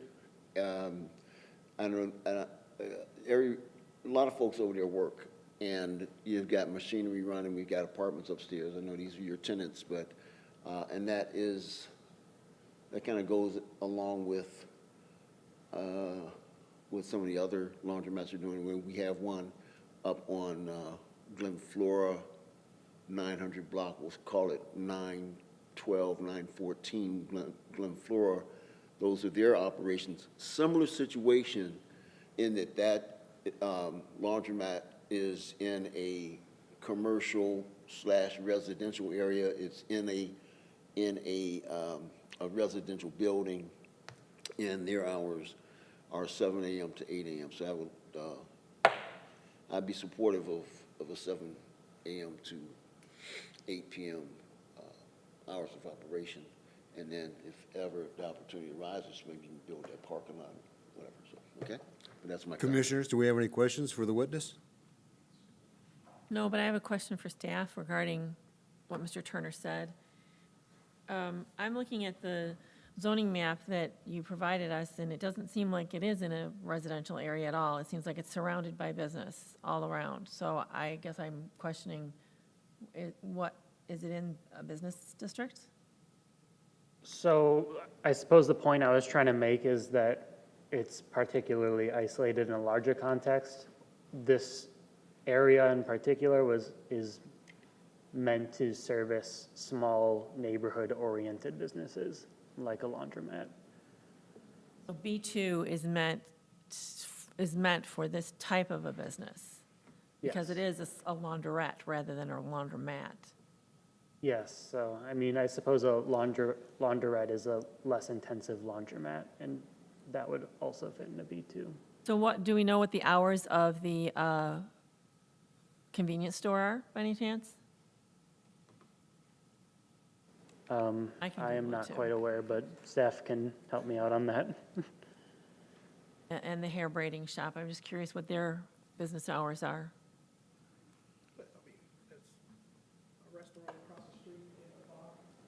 Oh, there is?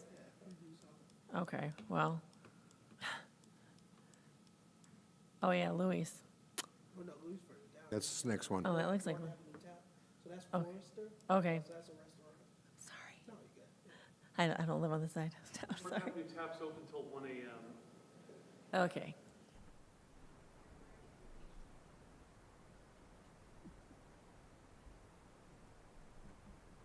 Okay, well, if there's a bar across the street, I can't see how there's an objection to a laundrette being open till 10 p.m., in my opinion, but that's just me. Does this building have residences on a second floor above it, or? Sorry. No, one of the things that made it attractive actually, does for this use is that there are no apartments on the second floor. So it's exclusively retail. Thanks. Any other questions? If not, I'm looking for a motion for zoning calendar number 2798. The laundromat at 608/610 North Avenue. I'll make a motion I make a motion to accept the findings of fact and recommend that the City Council approve zoning calendar 2798, a conditional use permit for a laundromat at 608/610 North Avenue with the conditions identified in the staff report. Do I have a second to that? Second. Okay, so Commissioner Ewing was seconding, and Commissioner Haynes, excuse me, terrible names, Haynes made the motion. Any other questions? If not, let's have a roll call. Haynes? Yes? Carlos? Yes. Ewing? Shepherd? Yes. Anderson? Yes. Grimes? Yes. Bill?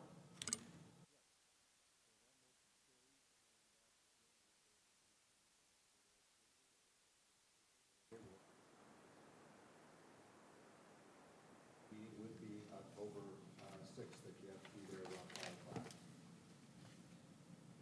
Thank you. Good luck. Yeah, good luck.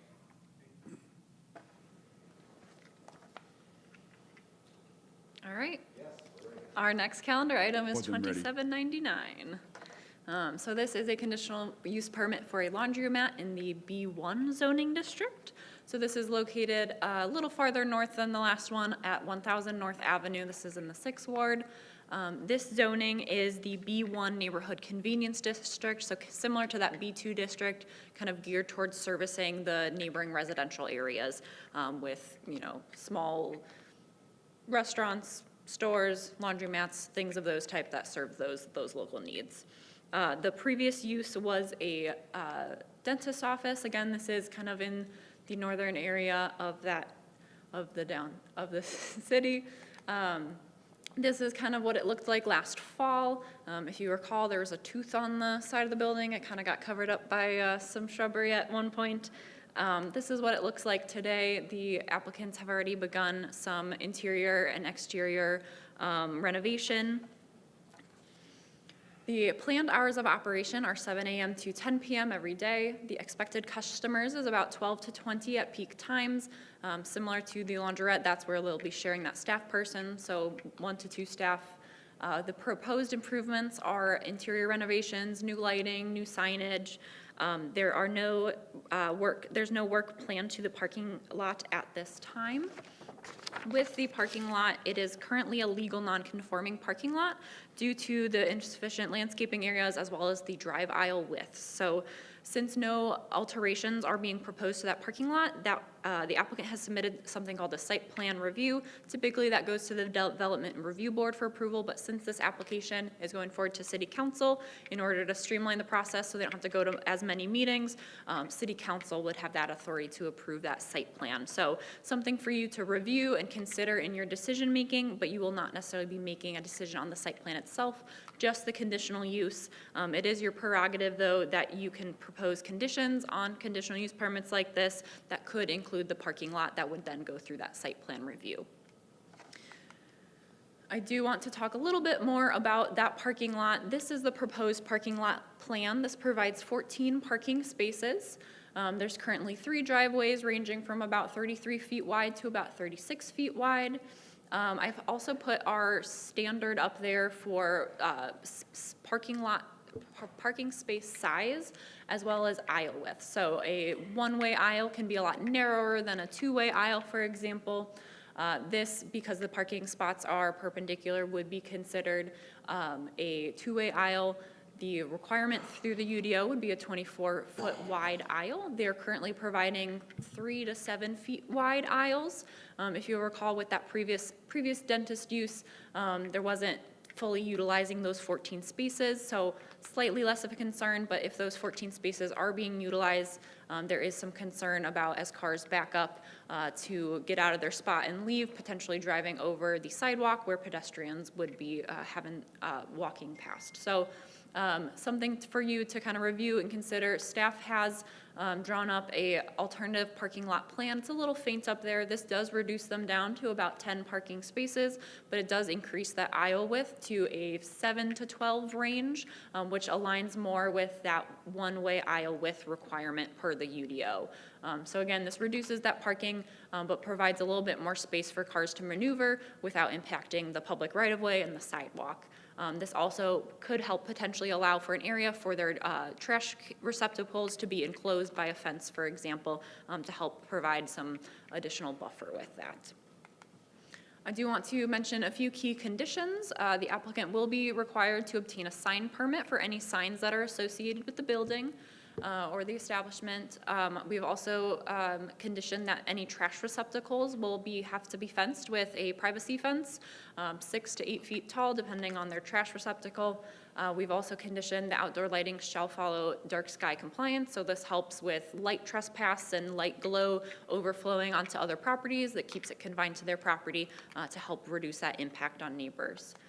Some additional conditions for you to consider applying that are not outlined in that staff report would be those hours of operations. As I said before, they proposed 7 a.m. to 10 p.m., as well as that alternative parking layout. So if you make a condition, that would go forward with that site plan approval. If you don't make a condition on it, again, that site plan for those 14 spaces will go ahead to City Council for that final approval either way.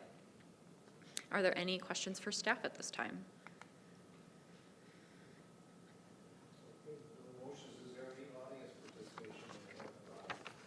Oh, I apologize. Before I go on, I do want to mention that there was 3 letters of objection. 2 have been uploaded to board docs for your review. The 3rd was not received in time for me to put it on board docs, so the chairman will be able to read that into the record.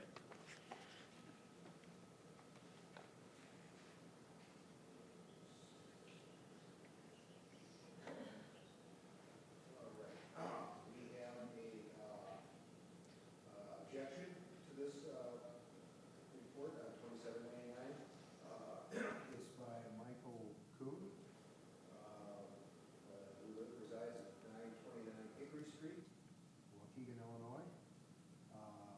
The laundromat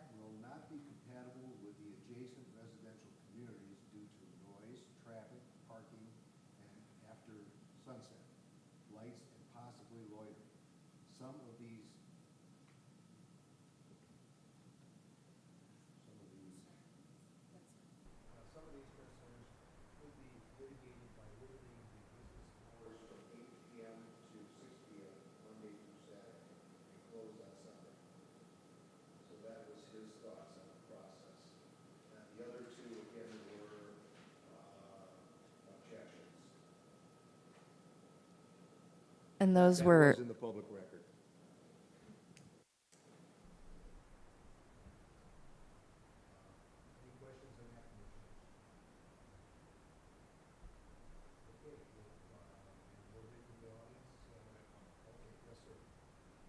Would you please raise your right hand? Do you swear to tell the truth, the whole truth, nothing but the truth in this testimony? Yes. Thank you, sir. What's your name? My name is Ephraim Heredia. I'm a lifelong Waukegan resident. I'm the homeowner of 514 Ridgeland, which this driveway is right next door to the building. I've lived in this house for 35 years. Prior, Dr. Nyberger, the dentist, had been there when I first moved in. He was my dentist, okay? One of my main concerns is the hours of operation. When Dr. Nyberger was there, he basically had his office open 3 days a week, about 15 hours a week, never in the evenings, and never weekends. So we're looking at about 15 to 20 hours of somebody there. And people who were coming there because they had appointments. They were patients. What's being proposed now at the laundromat goes from 15 to 20 hours a week, with the hours of 7 to 10, to 105 hours a week. It's a dramatic increase in traffic, and unknown how long they're gonna be there. Where previously, the people that were coming there had an appointment. Safety and signage. I'm concerned about the safety. I'm concerned about the signage. Laundromats are typically in strip malls, not in a residential neighborhood. All right, I just was at the post office on Lewis Avenue, Bubble Land, big lights and everything. There was even a sign, free dryer if you use our washers. I'm concerned, I don't want that stuff in my neighborhood, especially right next door to me. Parking concerns, we talked about 14 to 10. Okay, so if they have proposed okay, so how many of it's gonna be for their employees? Are they gonna be required to have handicap? Increased traffic, noise, how loud is it gonna be? I don't know how loud the dryers and washers are gonna be running next to me. Like I said, I'm right next door. Environmental concerns, sanitation. Dr. Nyberger had a couple little small garbage cans. Well, I don't know how much refuse, garbage is gonna be taken by operating the laundromat. Concerned about my property value. Like I said, I've been there for 35 years. Is the laundromat gonna increase my property value or decrease it? Not just my house, but the other surrounding houses. Even Louis isn't open 7 days a week anymore. That's right across the street. The owners were given a conditional use permit, and the very first act they did, as you saw in the picture, was to paint it a very interesting blue. So from my side windows of my house, one day I was looking at vines that reminded me of Wrigley Field and the ivy, to all of a sudden, this blue. So I lost a little bit of confidence on what their plans were when they painted it this interesting blue. Additionally, when they first moved in, the owners did some additional cleanup. When Dr. Nyberger put that place up for sale 2 years ago, he used to come once a month to make sure that the landscaping was taken care of. That green stuff you saw in there was ivy.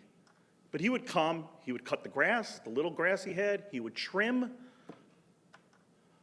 When the new owners came in and painted it blue, landscapers came early on, they cleaned it up. They haven't been back since. Now, if you go there, you look at the parking lot, there's weeds growing up all over the place in the parking lot. I've had to go over with my weed whacker and cut them down a couple times. I had a chain link fence that went right down from the building, okay? I got so tired of hedging all the stuff that was coming through that after 35 years, I made a decision, you know, it's kind of an ugly fence. I don't want to see that parking lot anymore. So I put up a privacy fence. Got a city permit, put up a fence, looks much nicer. The inspection failed because it was a privacy fence. Even though it looks a heck of a lot nicer, and even though now I don't have to see this parking lot that was in disarray, it failed. Of course, I was told I can do a waiver. You can go ahead and do a waiver for a fence, because it's not a picket, it's privacy. Even though, if you look right next door to the west of me, the house next door has a privacy fence that goes right down the same thing. I go, it's an inspector. I go, look, 20 feet west of you. I'm just doing my job. Sir, I'm sorry. Your privacy fence is not germane to the application. So if you could just stay on topic, please. Okay. Thank you. I was told that I could do the variance, that would cost me another $400.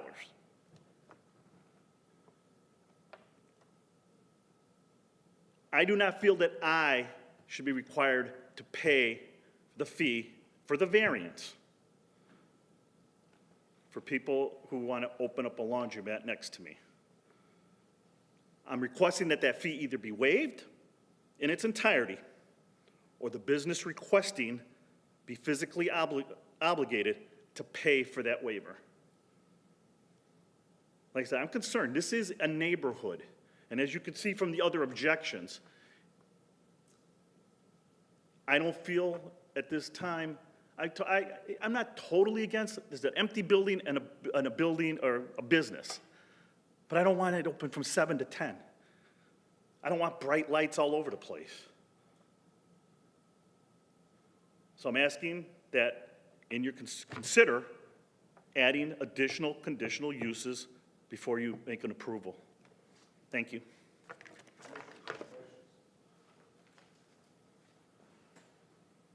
I'd like to hear from the applicants about what their plans are, because I don't think we had that presentation yet.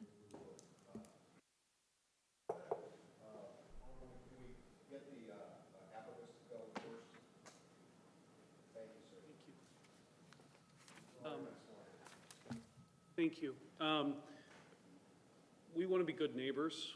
We're proposing this because we want to help the area. We don't want to do anything that hurts the area. I think is if you look at that corner, and this is in that same kind of corridor, the North Avenue corridor, there's a lot of vacancy, right? And the building across the street has a lot of vacancy. You're right, you've got the pizza place with the bar and the gaming place across the other street. We're trying to add in a good business that will be additive to the community, and we certainly want to be good neighbors. I think when we bought it initially, we've been trying to make sure that we're doing everything we can to not do anything without the proper approvals. And so, the work that's been done, we went and got a kind of a demo permit. We've done just what was required to maintain the building, but nothing more, because we didn't want to do anything that was out of step. But we've certainly sent people there quite regularly. Actually, you saw a dumpster in the photo they took, right? We have people there quite often caring for and making sure that we're keeping the property clean and orderly. Again, we want to be good neighbors. We're doing this to be additive, not to take away. Can you go over a little bit about, his comment about lights is true for laundromats? Yeah, no, absolutely. The back of the building faces his property. There are no lights back there. Lights would be... There are actually no windows either on either of the only two sides where there are windows are the ones you saw by the parking lot. You made a good point, too, about the trash. I was looking around the building. Where are you expecting to have a trash receptacle for this business? Yeah, there's there are really two options. One is in essentially either of those corners. Where they kept them before is if you look past the dumpster, kind of toward I think his property is where they kept the cans before. There's certainly room to do that. I think they actually might make more sense on the other corner, where there's room. You can see there's kind of a sidewalk that goes around. But the means of entry is really not the emergency door over on that side. It's the main entrance is under all of the vines. We had to take those down and do some of the patchwork because the vines were destroying the stucco. And honestly, it was a condition of getting insurance that we kind of addressed some of that, which is why that was kind of an emergency issue to address some of the vines. But it could really go on either side, I think, pretty well, and we're certainly open if there are preferences of the neighbors. We want to do whatever it is that they would find, I guess, least objectionable.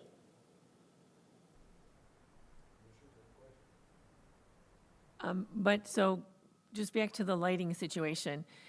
So you're saying that the lighting would be on the side with the windows, it's just the light coming out the window, Basically, the light coming out the windows, yeah. Not like a big, because there's some laundromats that have big signs that, rotate and have, bubbles, like you said, and all that. This is a community, I mean, I guess our, yeah, just a touch. for sure. In terms of like an electronic message board or things like that, that would be lights and flashing. Due to their proximity to the residential area and the size of their property, they're not eligible for that type of sign without a variance. So that would go through you at the end of the day if they wanted to apply for that.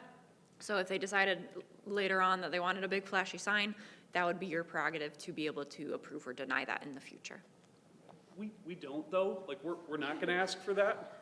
It wouldn't fit. Kind of what we're envisioning is probably something that says laundromat and maybe like a logo sign up in the corner of that, where the kind of the business corner that faces the North Avenue Strip.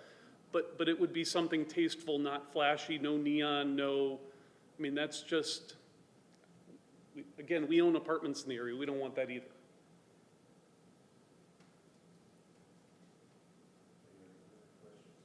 I have a question for the homeowner. I just want to clarify, because I feel like the complaint you really have is about your fence variance. Is it about the fence variance, or is it about the actual fact that there's going to be a laundromat there? Which one is it? So you're not objecting to a laundromat per se, just the hours of operation? Correct. Okay. I want business, I don't want to live next door to a building either. But I also want to make sure that, 7 o'clock in the morning or at 10 o'clock at night, that people aren't still coming up and down, into the parking lot and making noise, and not in the neighborhood, not those hours. Okay. Would it help to adjust it if we went to 9 instead of 10? Would that be? I still think that's too late. Louis, the restaurant bar, is closed at 9, and they're not open 7 days a week. The little bodega, the little convenience store is closed by 8 or 9. I wouldn't object an 8 o'clock close, an 8 o'clock open. I think that would be fair. But I just think after that, it's just too late, not in the neighborhood.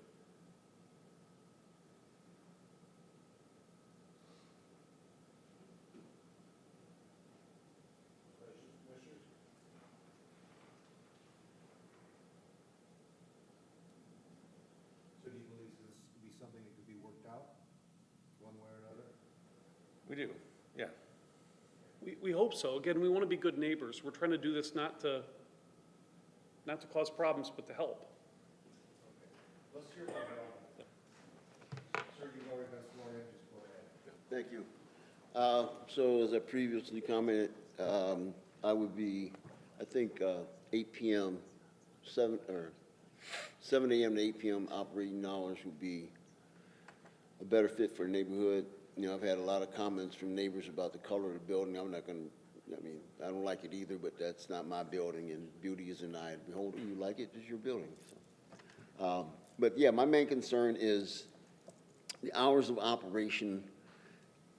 I got to tell you, ideally, I would rather not have a laundromat there, but again, it's zoned for business. I am pro-business, and I congratulate you on your business.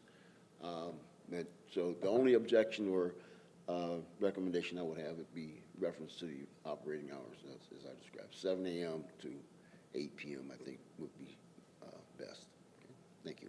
Gentlemen, my card. Thank you so Thank you much. for all me, and I'd love to sit down and talk with you. Yeah, that'd be great. City, if I can ask you this, is there any, do you think it's appropriate to put a condition in for timing, or is that something that needs to be worked out, or how does the UDO approach that? In terms of a condition for the times, hours of operation, that's certainly up to your prerogative to add. It's something that we've done in previous conditional use permits before. So if that's something that you would like to work out now and make a recommendation with that added condition, you can do that tonight. That's up to you on how you want to lay out that time frame, but you can make that condition today. Is it possible to put a time frame on a pilot?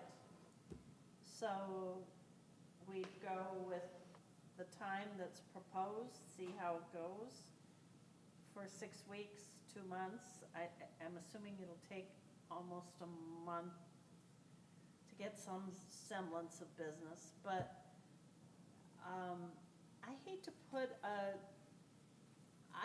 it is a neighbor, I'm very familiar with this. I go down that street at least once a day, and it is a neighborhood. I think that a laundromat will be used by the neighborhood. It's not a neighborhood that's gonna have, in my mind, a lot of rowdiness at 8, 9 o'clock. Most people are home then. You know, that's why Louis is closed at 9. They aren't drinking and they aren't eating at that time.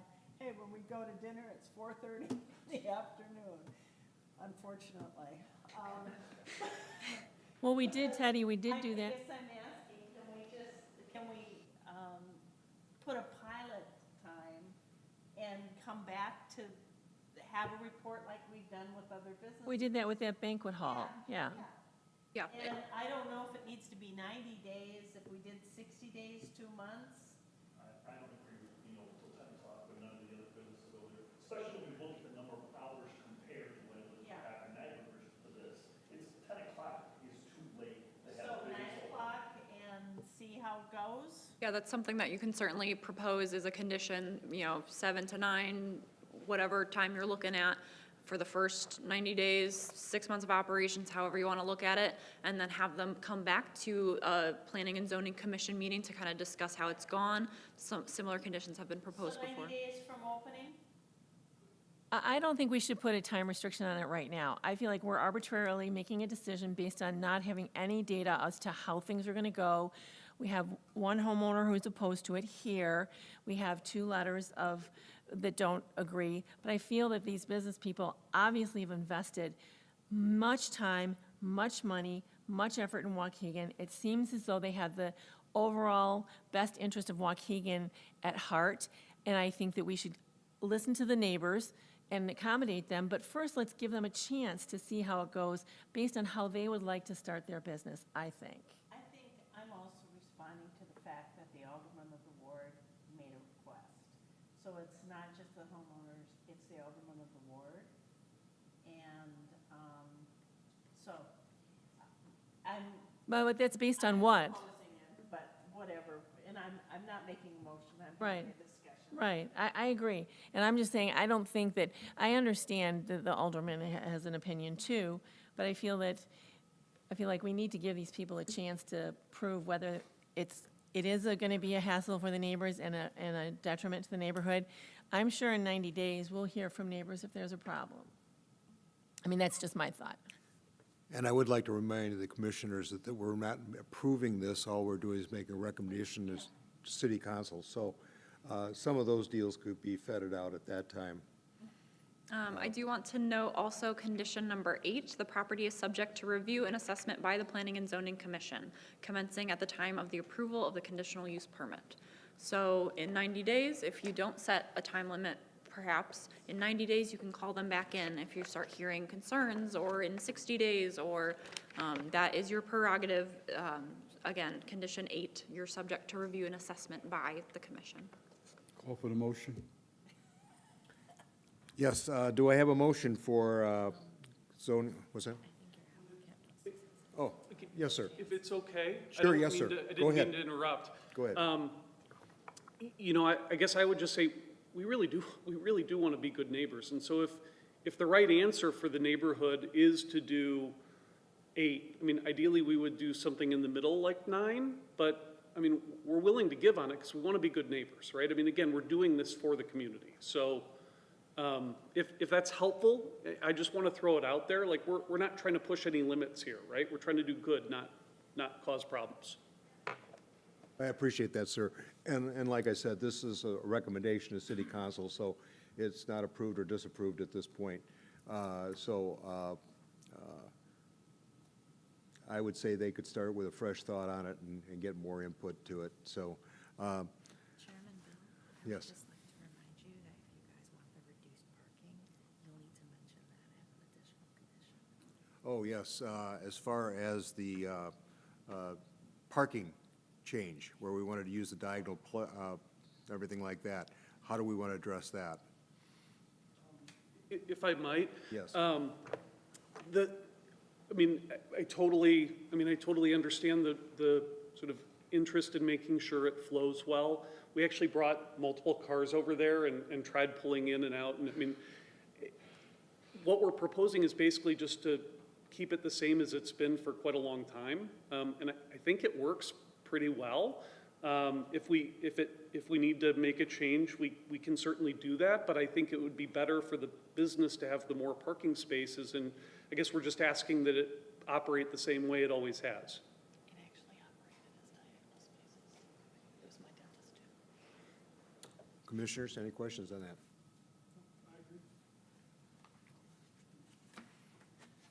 All right. So we go ahead. Yeah. Yeah, so the conditions we want to, The only condition if you want to approve, you would want to approve with this one with the conditions identified in the staff report. Okay. If you wanted to accept and recommend. Okay. That would be the one. so, Can I make a comment about the parking? yes, sir. The comment about the parking, when said that want to keep it the way it always has. For someone that's lived there 35 years, I can guarantee you that Dr. Nyberger never had 14 patients, 12 patients in that parking lot. Okay? Maybe 3, 4 cars at a time. So I just want to make sure you understand when the comment is made, like it always has, while the space was there were never 14 cars parked in that parking lot. But could I make a comment on the parking? If we, I'm fine with going with the acceptance, but could we, as a conditional, just maybe request a restriping?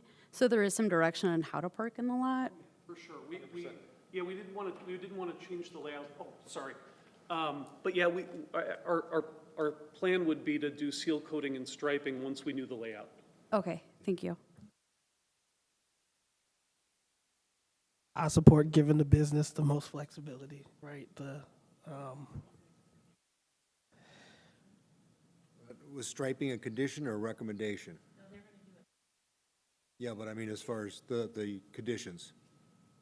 Striping of the parking lot is not currently outlined as a condition. If you would like to outline it as a condition, you can. Yeah. That's something that when they go to like reseal, that's just something that we would ask for, but you can condition it.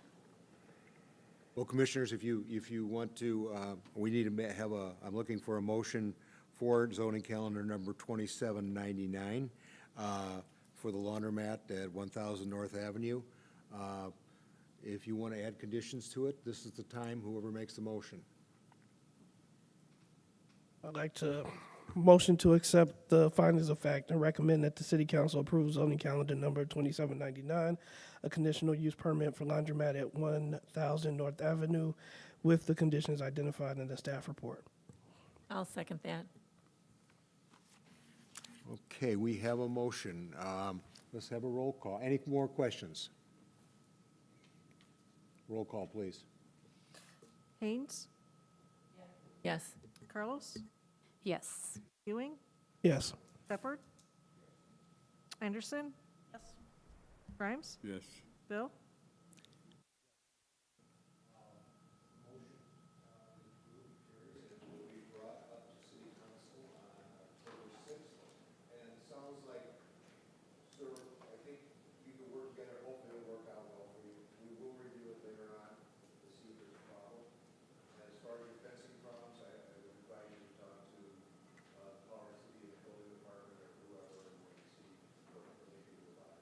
Talk to your alderman.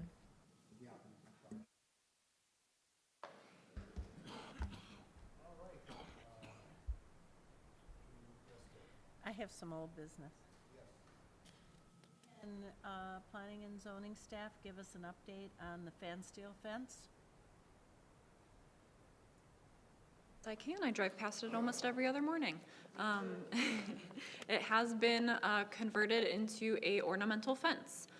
So the front section that is along Belvedere Road, the one that they applied for that variance for, has been installed as kind of that wrought iron style fence. The fence, if you'll recall, that runs kind of north-south, that was approved to remain as a 10-foot tall chain link.